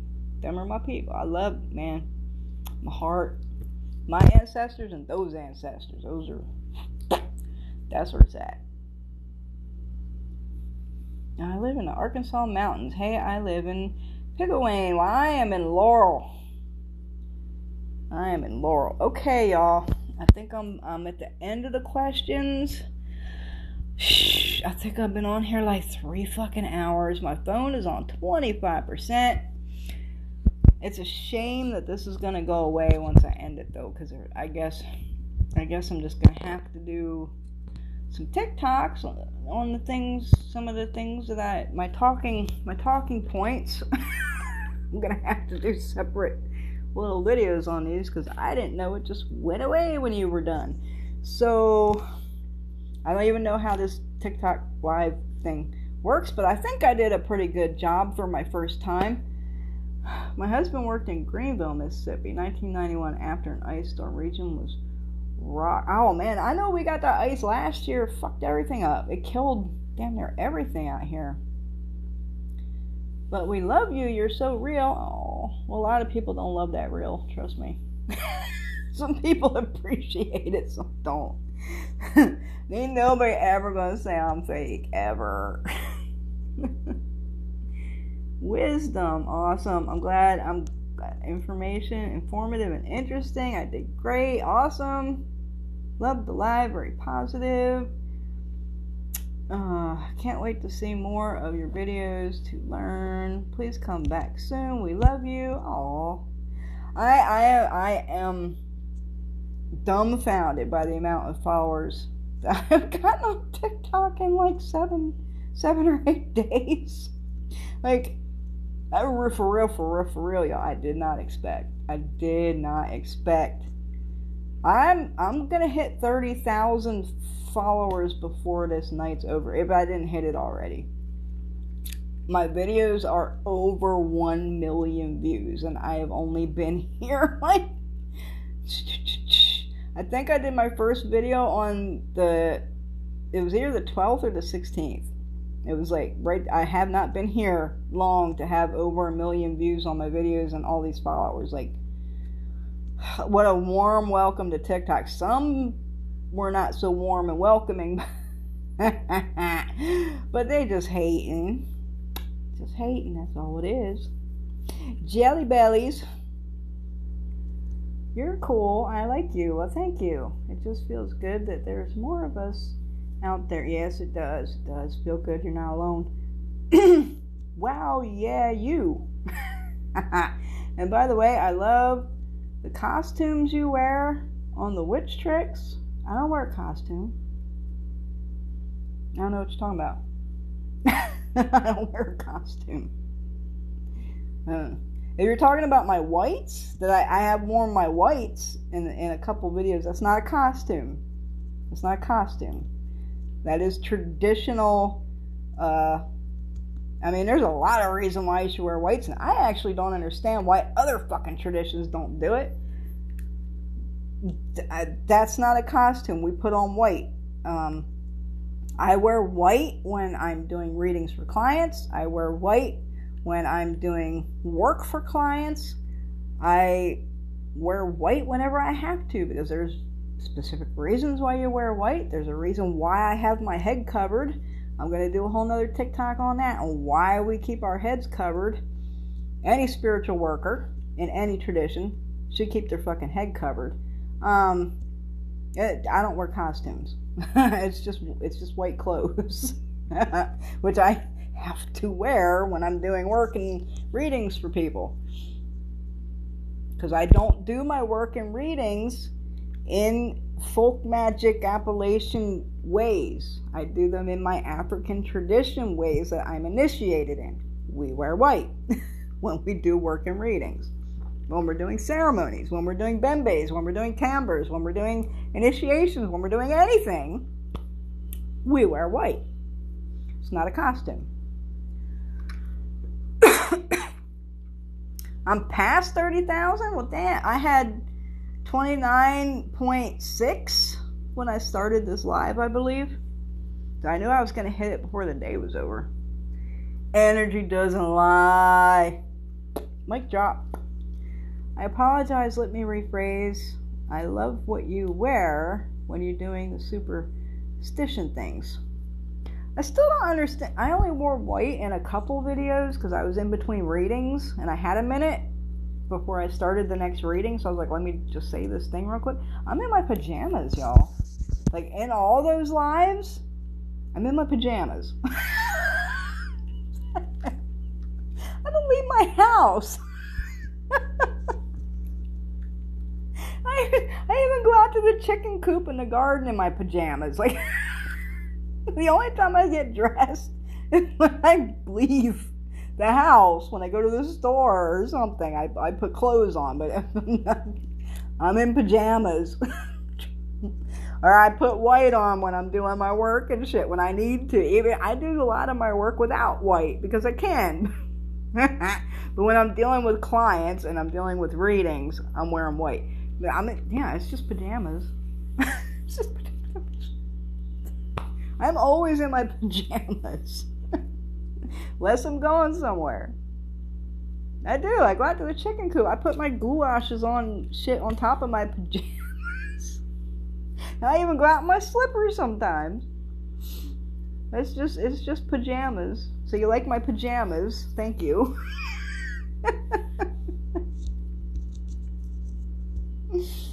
When you do your Appalachian tricks, it's pajamas.